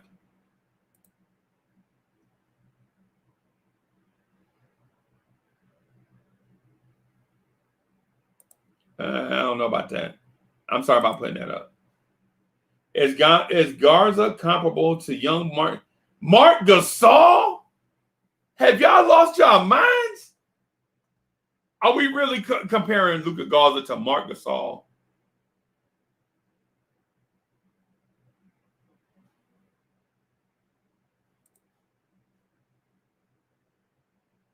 The Public Enemy says Knicks need a scoring center. Mitchell is not that. I know that. I know. I'm with you. I feel you.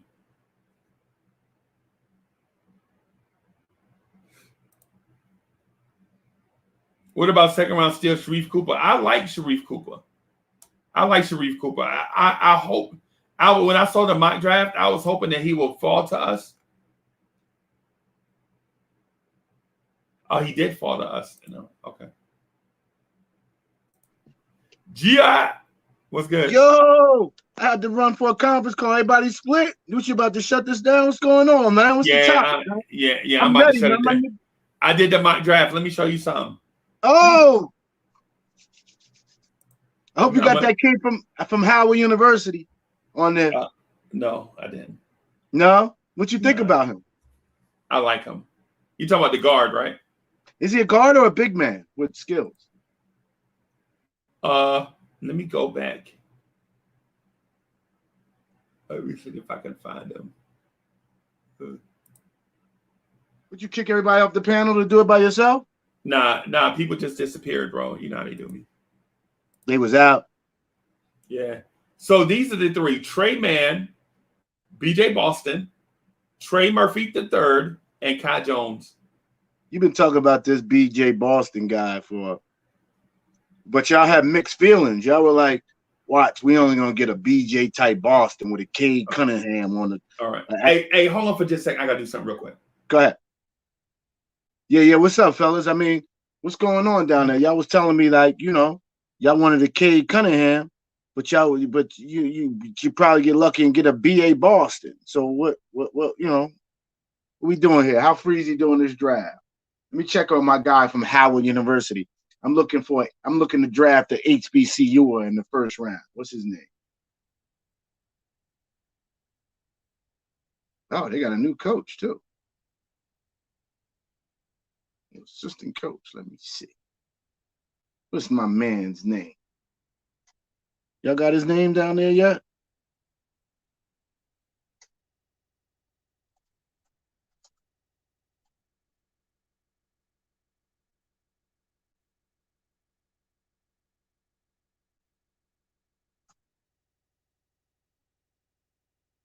Oh, that's right. Mercure Maker. Is he related to Thon Maker? One of the he looked like he a Maker kid, so that's what I liked about it. He was 6'10" skill, right? He was a 5-star recruit, the first 5-star recruit that picked Howard over UCLA and Kentucky. That's my first rounder.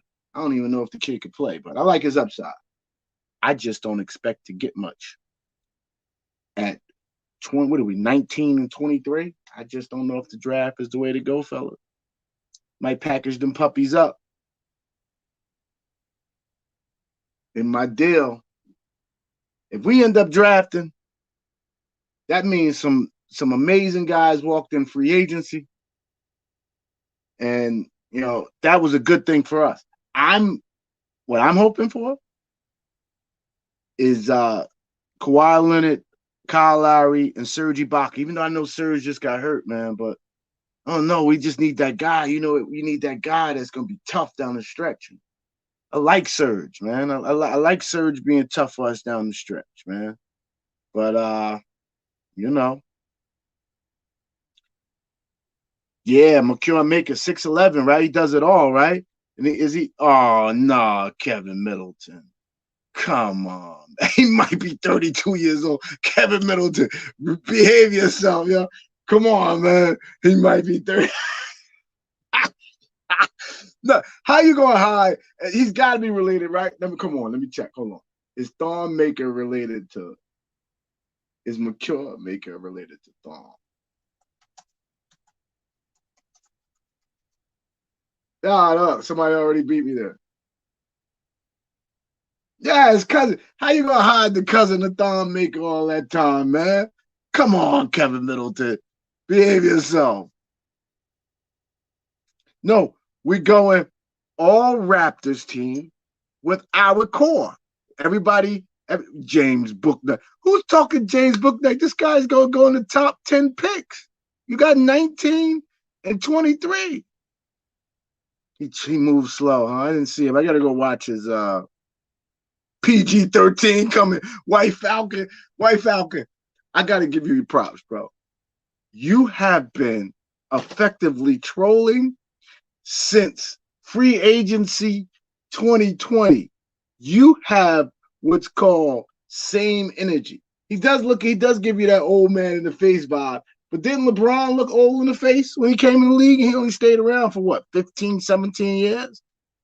Oh man, I wanted Mercure Maker to be my guy. What else y'all got down there? Yeah, see, Christian, you build young by bringing in a bunch of old vets, and then you get to keep all the young guys. And so, I mean, when you say build young, what do you mean? Obviously, you don't want to be worse than last year. So, you know, what does build young mean? You know, do you want to win while building? Do you want to lose while building young? I guess I don't get it. D Public Enemy, PG's not leaving LA Clippers because nobody wants him. Who's taking on his contract from a guy at that level who can't get you to the next level? PG is, no offense, he should be a wingman making about $10 million a year. He makes way too money for his team to win. So win while building. So yeah, so that's what we did last year. But you have money in free agency. So that's the only thing, Christian, is I guess this is where I think your issue lies. You have a young core that you can win some games with and fill the seats, right? Fine, right? But you got money in free agency. So what are you going to do? Just not spend the money in free agency because you're saying, I got the young guys I want. Forget all this money I got and all these great guys that could come through and help me. I got young players that I want to build around, so I'm not going to spend no money. I think that's where the reality isn't hitting you, Christian. I really do. I think that's where the reality, because you got money and you're going to go spend your money appropriately. Those guys are going to come in and be better than the young players. That's where I you got to help me, Christian. Got to put some meat on the bone, homie. Right? And that was before his injuries. D Public Enemy #1. 5-0 says scream, and I got none. So I just don't know, guys. It's gonna be a great off season, man. But it's great times, man. I don't. PG going for Durant numbers tonight. Falcon is the best. I don't even want to talk about Durant. I don't even want to do that. I don't want to talk about that man on the other side of the river. I'm just minding my business and just watching, man. I have no emotions one way or the other. Got to max out RJ. Yo, what up, man? The chat is the bomb, yo.